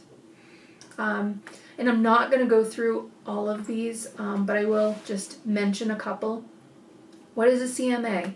So basically, Cloud CMA has predefined what I would call customer education pages, if you will, that basically when you look at them will show you different things. Like this explains to a customer what a CMA is, why you're using a CMA and stuff like that. So that's something you can choose to include or not include. There is a contact me page that you can include in here, which includes all of your contact information if you want to. Totally optional because everybody needs to see my giant picture. So that's something that I can choose to include or not. There's the map of the listings. Where you see some that say like chapters, so listings chapter, it's basically a page in between that just shows you like, here are the listings. That's it. So, where we have this big box around the listing section, so basically this is going to show you the detailed report I talked about before with the photo and the map, and then the additional photos and more photos, and then any adjustments. If I knew I didn't use adjustments, I can get rid of this, just hit that minus. But what this is going to show me is the first comparable, then the next one, and all of the comparables are going to have the detailed listing sheets, the photos, more photos. The next listing, photos, more photos, next listing. So it's going to be one after another after another. Yeah, so there's a lot of stuff in here. Intelligent pricing and timing. So basically this tells people why they should, price their house appropriately to begin with. And that sort of thing. So like I said, there's a lot of stuff in here you can choose to include or not. Totally up to you. You're going to have to figure out what works for you and your potential customers. I do want to point out that anytime you see this under the analysis section, it's called online valuation analysis. You're going to get Zillow's estimates, which sometimes good, sometimes bad, but I figure I'll point it out. So basically, this is telling us here how accurate are his estimates. And then it shows us the pending listings. There are 2 of them, the current price, what the estimate is, and what the difference is. And as you scroll through here, you may find some of them are fairly accurate. This one here is a bit off. I've seen them where sometimes they're way off, like 40% and more off. So sometimes this is something that you want to show your customers just so that they're a little bit more realistic in pricing things and whatnot. So you can choose to use it or not use it. I just want you to know what it is if you see it. So online valuation analysis is Zillow. Under the testimonial section, this is where you will find any of those third-party products that you might use, whether it's Real Satisfied or Zillow ratings or whatever. They're in there if you choose to use them. And your custom pages. So any of the custom pages that I have created and saved, or any of the PDFs that I have uploaded to be able to use, I can add those into my report as well. So when I'm done figuring out what works, all I have to do is hit the Publish Report button, and kind of think of the Publish Report button as a save button, because that's saving any changes that you might have made. It's going to take a minute, but eventually once your CMA has been saved, you'll have the option to either view the PDF or play a slideshow. So the slideshow is something that only happens with the CMA and the buyer's tour reports. This is basically something that is made so that if you happen to use a tablet when you go to present the CMA, you can kind of scroll through and show them things in a pretty presentation. This one's taking forever to publish, so I will show you the other PDF. Oh, nope. It finished. So if I click on the View PDF option, it is exactly that. It is a PDF. You will notice at the top that it is also 73 pages long. I might want to reconsider. Because as I go through here, I'm going to notice that here's all of my comparable properties. Maybe I went a little overboard. Here are my listings. So this is the first one. All of the photos, more photos. Second one, so it's 73 pages long because I have way too many comparable properties in here. But basically you can see where it's formatted, how you've chosen, and stuff like that. So So that's the PDF. If I decided, you know what, I need to cut it down a little bit, I would hit that edit button, go in, make the adjustments. The slideshow option, however, I do want to point out here, is going to give me a version that is customized a little bit more friendly for like a tablet or something like that. Hopefully I can get it to work. Eek. There we go. So this is kind of what it looks like. It might not look 100% correct because it is on a computer, but you will see here where now I have the ability to sort of scroll through. There's my contact information. I can scroll through. Here are all my comparables. I can keep scrolling. Now I'm looking at the sold houses. There are 11 of them. Here's the first one. I can actually scroll down. I can see all of the photos. I can scroll down, see more of the photos, go to the next one. And I regret my decision to have so many comparable properties at this point in time because I might never get to the end. There we go. Whoops. So when you get towards the end, you get to sort of see some additional information. So here's the average of the comparables, the solds, the actives, the pendings, the cancels. So it kind of keeps everything separated from one another. I can go to the next one. You can get a sort of breakdown here and so on. So kind of a nice little presentation. It's a little bit shorter. It's hopefully not 73 pages long. Next steps. When you get to the end here, you can actually put in an email address and send a copy of the full CMA. So this is the nice presentation, but put in the email address, send it off, and then your customer is going to have the full CMA. So that is the slideshow. Again, there's an edit button. You can always edit any CMAs or any other reports that you've created. The 3 dots in the corner here allow you to copy the PDF link or the slideshow link and send it to somebody, or just email the report. You can also delete anything that you create. So the good news is you can mess around in here. You can use random properties like I am and just sort of see how it works and then always delete it later on. So that is a CMA report in a nutshell. Now I know that took a lot of time. I promise the next couple are going to be shorter because they're going to be the same sort of process. So the next thing here is the buyer's tour. Now a buyer's tour allows you to create basically a pretty report to present to your customer. Say you're going out to show them several different properties. You can actually create a buyer's tour and send it to them, and one of the nice features on this is they get to actually take notes on the property. So if, again, you have like a tablet, you're going to have a slideshow that you can show to them and they can take notes as they're walking around the property or maybe beforehand. So to create a buyer's tour, it's going to be the same sort of process as before. To create a new one, you would click the Create Buyer's Tour. Where do you... So you have a video, you need to scroll down. Or close. Close. There we go. So great. So yeah. If you have, which I don't have, a giant, it's like the first time you've gone in, you have a giant sort of box open with a video in there, you have to hit the X in the top right corner to make it go away before you can start creating any reports. That was a little But, lost. yeah, I know, that wasn't an obvious one, and yeah. I forgot that happened, so yeah. So once you've gotten rid of that sort of video, you can click on one of the Create Reports. If you're doing it from the home page, you will find all 4 options are available here. I would hit on the Buyer's Tour, and it's going to be the same as before. I need a name and an MLS number, or numbers. So let me edit the one I started creating. So here's my client's name. My notes are optional. And then you can enter in MLS numbers separated by a comma here. The easiest way to do that, so this is something that, let's pick something random here. Oops.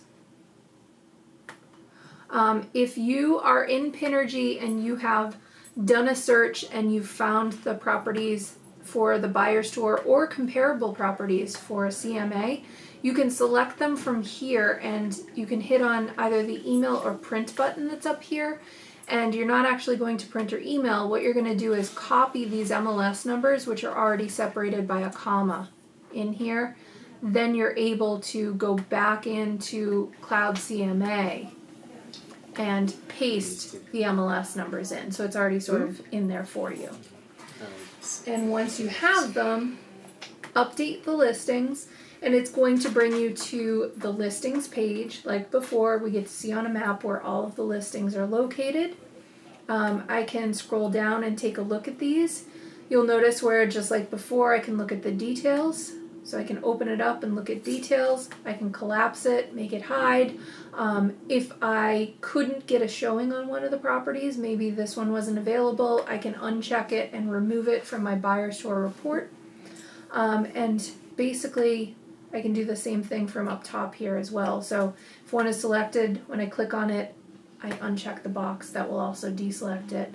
I can shuffle around the order just like before, so I can click and I can drag. And when I'm done with that, I hit that customize report. And give it a second. And just like before, I'm going to have options on the left-hand side, which I can add in by expanding and hitting a plus. The center of the page is what is being included. I can take a look at what everything looks at by clicking on the name of it, pulling up the PDF preview of it, and if I'm happy with it, I can keep it. If it's not something I want to include, I hit that minus, it removes it. And again, I have all of these options up at the top to pick a theme, a layout. If I want to save the template for later on, I can do that. And this section here where the listings appear, this is where you will see the details. So what is this going to look like? Like before, you have some options on the layout in here if you want. So this is the first property. And then it has that buyer comment sheet that I was talking about. So here we have the photos and the map, but below that we have comments, and we also have the ability to do star rating. Okay, star ratings are gone. I lied. Used to be there. Now you have the ability to favorite it, though. There's a little heart instead. So, so basically this is so that the customer can take notes on a property. So. Another nice feature I think that's in here is you can include schools. So when I add in the school information, this is basically going to give you a breakdown of all the different schools in the area, how far away they are. This is being pulled from Great Schools. And then there is also area restaurants. So if somebody's new to the area, this is kind of nice because now you can include for them area restaurants. And it gives you Yelp reviews as well. So it kind of gives you the name of all the restaurants, the type, distance, and then star ratings. So all of this gets pulled from Yelp. And this will be included for each of the properties that you've added. And again, there's a bunch of customer education stuff. When you're happy with what you have, you click the Publish Report option. It is going to take a couple of minutes to actually publish the report, but once it is done, you will see, just like before, you have the option to view the PDF or play the slideshow. And with the slideshow, again, you're going to be able to sort of scroll through all of the different listings. You're then also going to have, it's done. You're also going to have that ability to add in comments. So let me take a look at the slideshow.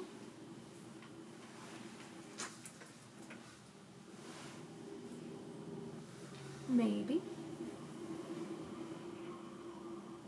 All right, so here's our slideshow. We get to see the properties, and you'll notice I'm in a couple of different towns. There's my contact information. Here's a map of all of the properties. Here's my active homes. Here's the first home. Again, I can scroll down. Here's pictures. More pictures. More pictures. There's lots of pictures. My area schools. Area restaurants.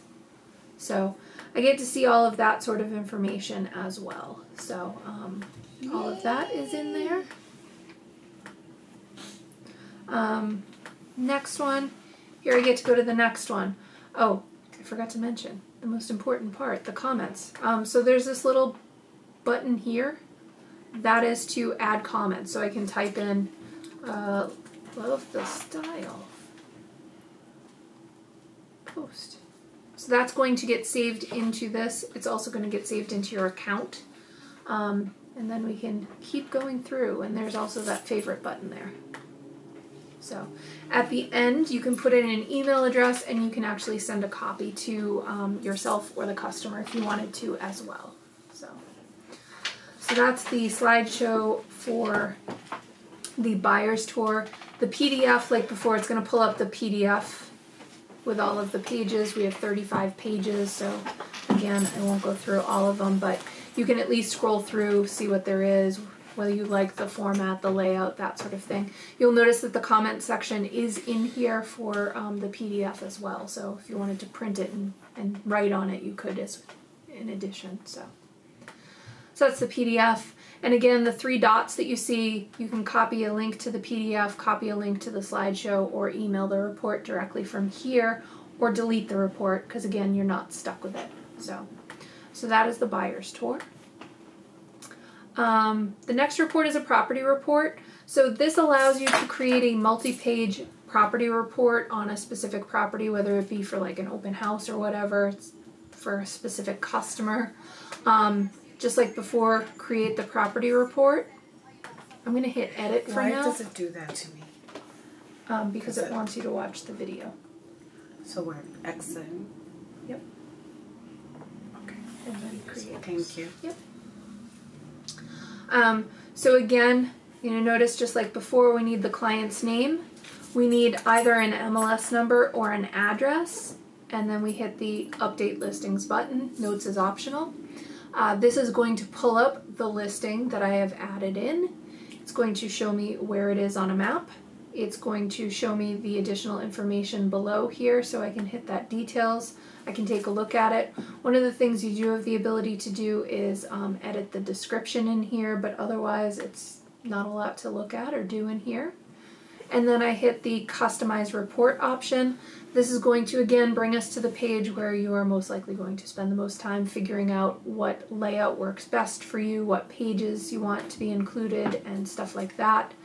And again, it's a matter of going through adding with the plus, removing with the minus, shuffling around by clicking and dragging, and deciding what order you want them in. School information, area restaurants is also in here, and you also have down payment resources. Just be aware, like before I was talking about down payment resource, it only works for properties that potentially qualify for different types of down payment assistance. So if you're looking at $1 million house, chances are you are not going to get any information for down payment resource on it. So just be aware of that. You may end up with a blank page. And on this stage, would it give an icon, or depending on the state or city? No. So basically when I click on this, you'll see where I have nothing in here. I know I picked a property that's too expensive. So yeah. So it would be there at this point The good news, if you preview it. In theory it shouldn't be, but also if nothing is on that page, it's not going to appear in the report even if you say include it. Okay. So, yeah. Again, you can create a template and save it, give it a name, but when you're done, click that Publish Report button. This one is going to be a little bit different in that it does not have a slideshow. It only has a PDF view. So now I can click on View PDF. I can see what it looks like. Here's my property report. Has the address, my customer's name, my contact me information. Here's the property. Here are all of the photos. So just a nice little report. School information, restaurant information. So that is the property report. And again, we can copy the PDF link or email the report from here or delete it. You can also edit any of them. And lastly, the flyer. This is going to be a one-page report, so this one's a little easier. Okay. So, same process as before though. Click the Create Flyer button or depending on which page you're on. I'm going to edit for this one though. I need to put in a client name, notes are optional, MLS number or address, and then update listings. You're going to notice that this is starting to become redundant, hopefully. I see a map, I see where it's located on a map with the price, I see the address of the property down below. I can click the details button to see all of the information on it. The one thing I can do is update the description, but that's about it. Otherwise, I customize my flyer, and then on this page you will find that all you have is what your flyer currently looks like, and at the top of the page here, the theme, so those colors and stuff that you want to include. The layout is going to be what the flyer looks like. So if I click on the layout, you're going to see where I have 12 different options to choose from. So I can pick whichever one I would like. And that would be how you would upload photos if you wanted to, let's say, do a flyer for an open house. All of the photos are being pulled directly from Pinergy. All of the information is being pulled directly from Pinergy. You can't upload your own photos. No. So it's pulling directly from Pinergy, and basically, depending on what you choose, it has a bunch of photos. Okay. It's going to have your contact information, the remarks here, that sort of thing. Whatever you put in Pinergy. Yep. And this is just for open houses. You can't use It's that for whatever. flyer. No, it's for whatever you want. Could you use that flyer, let's say, for expires and the comparables? Can you make a flyer for that? Because I'm targeting that market. So let's say I want a flyer that is directed towards that. You could essentially make a flyer for whatever you want. It's going to pull information directly from Pinergy. The title is going to be what appears at the top, so mine currently says open house. There are other options in here.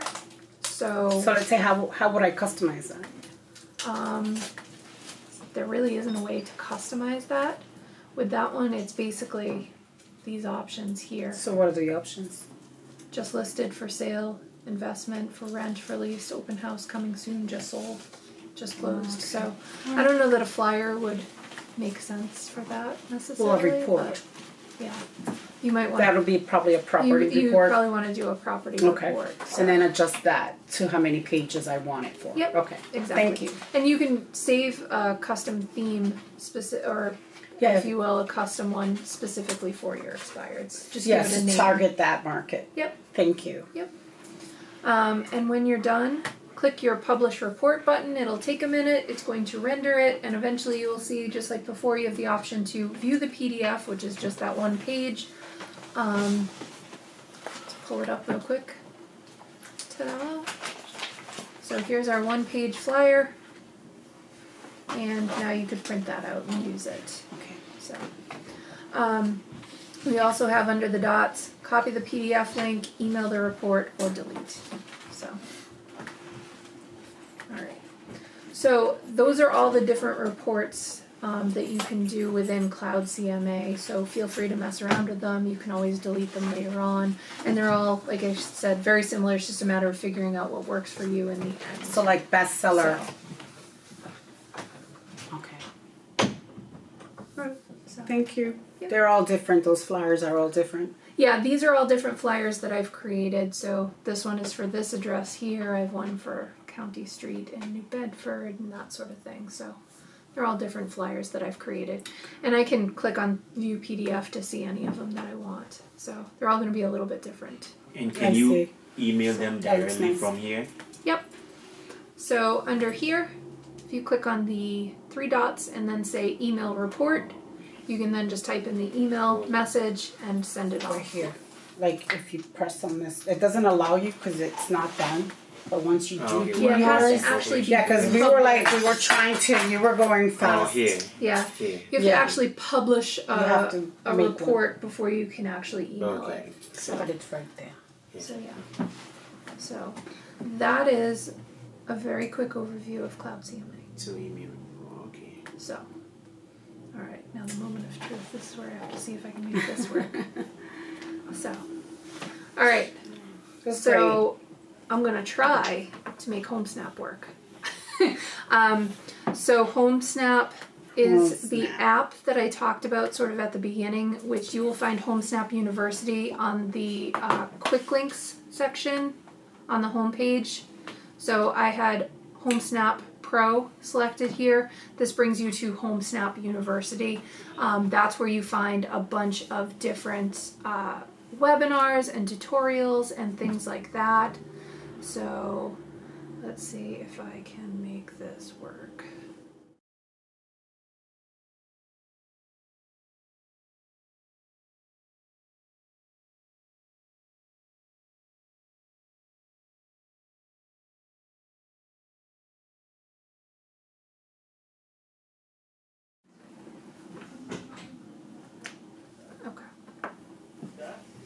So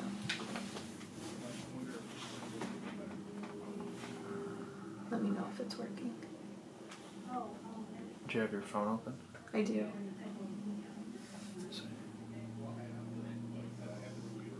So you could send your Do I have report. to do like a mirroring?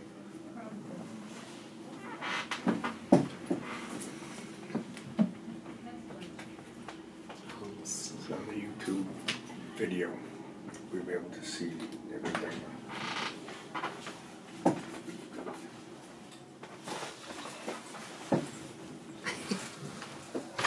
You shut off the camera. I'm just breaking things.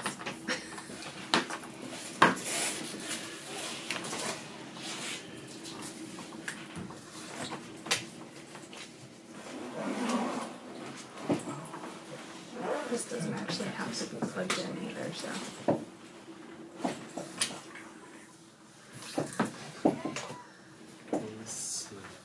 No. All right. Let's talk about it. All right. So Homesnap, I'll go off of. All right. Can I swap it back to the computer then?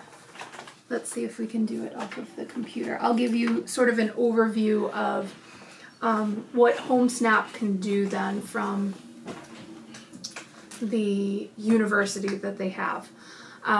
So basically, Homesnap is an app that you can download to your phone, and you, when you do it, want to say that you're a real estate agent and associate yourself with MLSPIN because you will get it for free. If you do not do that, you will actually have to, it's something that's normally paid for, so you want to make sure that you say that you're associated with MLSPIN. So, is this good? Okay. So basically, I'm doing this from the homepage of Pinergy, going to the Homesnap Pro link here, which brings me to Homesnap University. So once you've downloaded and signed up for Homesnap, when you look at this page, you have several options. If we go to the tutorials option here, I'll show you what a few of the highlights are. So normally what you have on Homesnap is the ability to search for properties. You can search for properties anywhere really. It's becoming like a national real estate search. So if you're traveling and you happen to see a property you want to find out more information about, you do have the ability to potentially do that as well. When you have it on your phone, it's going to use the GPS on your phone, and one of the neatest features is you can take a picture of any property, both on market or off market, and it will pull up the on market information or the public record information and give you any sort of information that it has on that property. So, and again, it uses the GPS on your phone, so you do have to say yes when it asks to use it. So with all of these tutorial videos here, they are small little videos that tell you about all of these different features. So I guess I will start at the top. You will be able to invite customers to use Homesnap as well. You get a version called Homesnap Pro where they just get a plain version called Homesnap. What that basically means is you have additional features in Homesnap Pro that a general customer would not have access to. Kind of like in Pinergy, you have extra information that you can see that a customer can't see. So as you're scrolling through the app and looking at things, you're going to notice that certain things are highlighted in sort of like a yellowish color. Those are specific to agents. You and customers both have the ability to walk property lines. So basically, if you pull up a property on the app and you tap on it, it's going to pop open the information, whether it's on market or off market, and you'll be able to see sort of the lines around the property, and you can then basically walk around the property and find out a general idea of where the property lines are. So that's one of the features that it has. You can pay for ads. I will mention this. They will try and sell you ads on Facebook and all different things and ways. You're not required to purchase ads. You can just use it completely for free. There's an agent registration video here which shows you how to sign up for Homesnap if you have any problems. So you can do an MLS search. So like I said, it's going to pull up on a map all of the properties. They're going to be little push pins on the map that you can then click on, find information on it, click on it a second time. It's going to pull up more information on it. You can filter results. You can search for properties for sale or for rent. You have multiple property types that you can choose from if you want to. You can narrow it down by bedrooms, bathrooms, price, things like that. So that is another thing you can do. You also have the ability to save searches. So if this is something just like in Pinergy that you're doing on a regular basis for a customer, you can save that search and you can pull it up within the app itself as well. Let's see. Another nice feature is on the map, you actually have the ability to draw on the map from your mobile device. So if you're on the go and you're trying to search in a specific area, you can actually draw on the map and pick a certain area as well and narrow it down a little bit more. You can do what is called a rapid CMA. So if you're wanting to pull a CMA report for a specific property, what you get to do is pull up that property, click on that rapid CMA button, and it's going to ask you to pull 3 on market, 3 off market, and it's basically going to generate a report. It's going to send that report to you. It is typically a very large report to start off with, and you don't really have the ability to customize the pages and whatnot, so I would say send it to yourself first to see what it is before you go too crazy with it. Another thing you can do is you can search for other agents in Homesnap. You can see how you are connected to other agents. It'll actually show you if you're connected via other people in your office or if you've had previous transactions with a specific agent. So you can actually look up agents' transactions and sort of see deal flows and things like that. It does, I believe it's 24 months worth of deals, if I remember correctly. So like I said, there's for sale listings, there's for rent listings that you can search for. When you initially sign up, you are going to have the option to upload your profile photo. Make sure your contact information and all of that stuff is also correct. So that's under the My Profile section here. You can, from that section, also invite customers. So if you invite a customer to work with you through Homesnap, they're basically sort of tied to you. So they see your contact information as opposed to the list agent, list office information.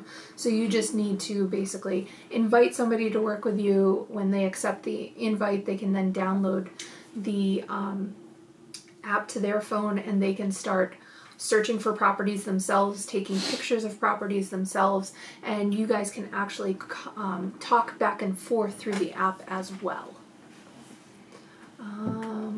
Let's see, snapping homes, sharing. So any property that you happen to pull up through Homesnap, you can also share. You have a couple different options. There's an option to basically tap on something and add it as like a favorite. You can send a message to somebody else on the property. So if you saw something you wanted to send to a client, you can actually send it through the Homesnap app, just like your customers can send different properties to you. You can send messages back and forth on that, like I said.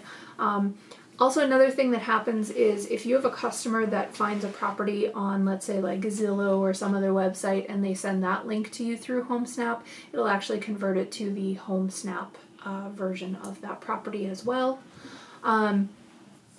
When you sign up, you have the ability to, both you and clients have the ability to pick zip codes that you work within, and you can pick up to 3 different zip codes, and basically sort of track things within those zip codes. At the bottom of your screen on Homesnap, you're going to see 4 different buttons. One is a news option, and that's where you're going to see like changes in the marketplace based on zip code or properties you've previously looked at.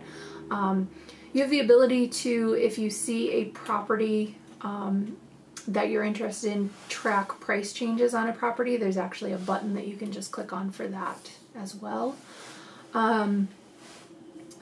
There is also a safety timer built into Homesnap. I know that safety is a big issue in real estate, and so one of the nice features within Homesnap is a safety timer. You do have to be within, I believe it's 2,000 feet of a property in order to enable the safety timer, but what this allows you to do is actually set up contacts. It could be somebody in your office, family member, whatever you want. You set them up, and you want to make sure that you have their phone number in there because it is going to be a text alert. And say you're going to show a property, you're planning on being there for half an hour. Set the safety timer for 30 minutes. If you forget about the timer, it does sort of remind you periodically, like, hey, you're getting close to the safety timer going off. But what will happen is when it does hit 0, it will automatically send out a text message to any of the contacts that you've set up in the Homesnap app. And it will basically tell them, like, hey, you know, your timer went off. I always say educate the person that you set up first so that they know what's going to happen, because there's 2 different versions of text message alerts that can go out. One is a little bit more, I guess, alarming, if you will, than the other. One basically says, like, hey, the safety timer went off. It gives your information, where you're at, and that sort of thing. And then there's another one that basically says, like, your name is in distress and is at this address. That's a more urgent one. So you actually can click on the button within the safety timer and set that one off. So if something were to go wrong, you do have that option. But test it out yourself first. So that's the safety timer. Another nice feature is it does have school information in there. So when you pull up a property, there is going to be a list of all the different schools in the area and the ratings on the schools. And if you want to, you can actually pull up just properties within a specific school district. So your customer also has the ability to do that. So you would tap on the name of the school that you're interested in, and then there's going to be a button that says show me homes in this area, and that's what it's going to do. So let's see, I'm running out of things to talk about without being able to actually show it. Homesnap is going to pull all of the information that it can directly from Pinergy, so you're going to be able to pull up photos from the system. You're going to find open house information in there. You're going to find other agents' contact information in there, so you can actually reach out to other agents on different properties that you find and things like that as well. Let's see.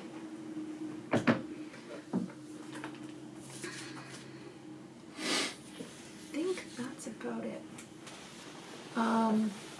Oh, one new feature that they just recently added, and then I think I'm done, is basically you now have the ability to put in up to 5 addresses and base the search on commute time. So say for instance you want to put in your work address, maybe a partner's work address, maybe a school, that your kids go to, something like that. And then you can say, I want to be within a 20-minute commute of each of those. It's actually going to draw around that those addresses and say, okay, these are all within that 20-minute time frame or whatever time frame you define.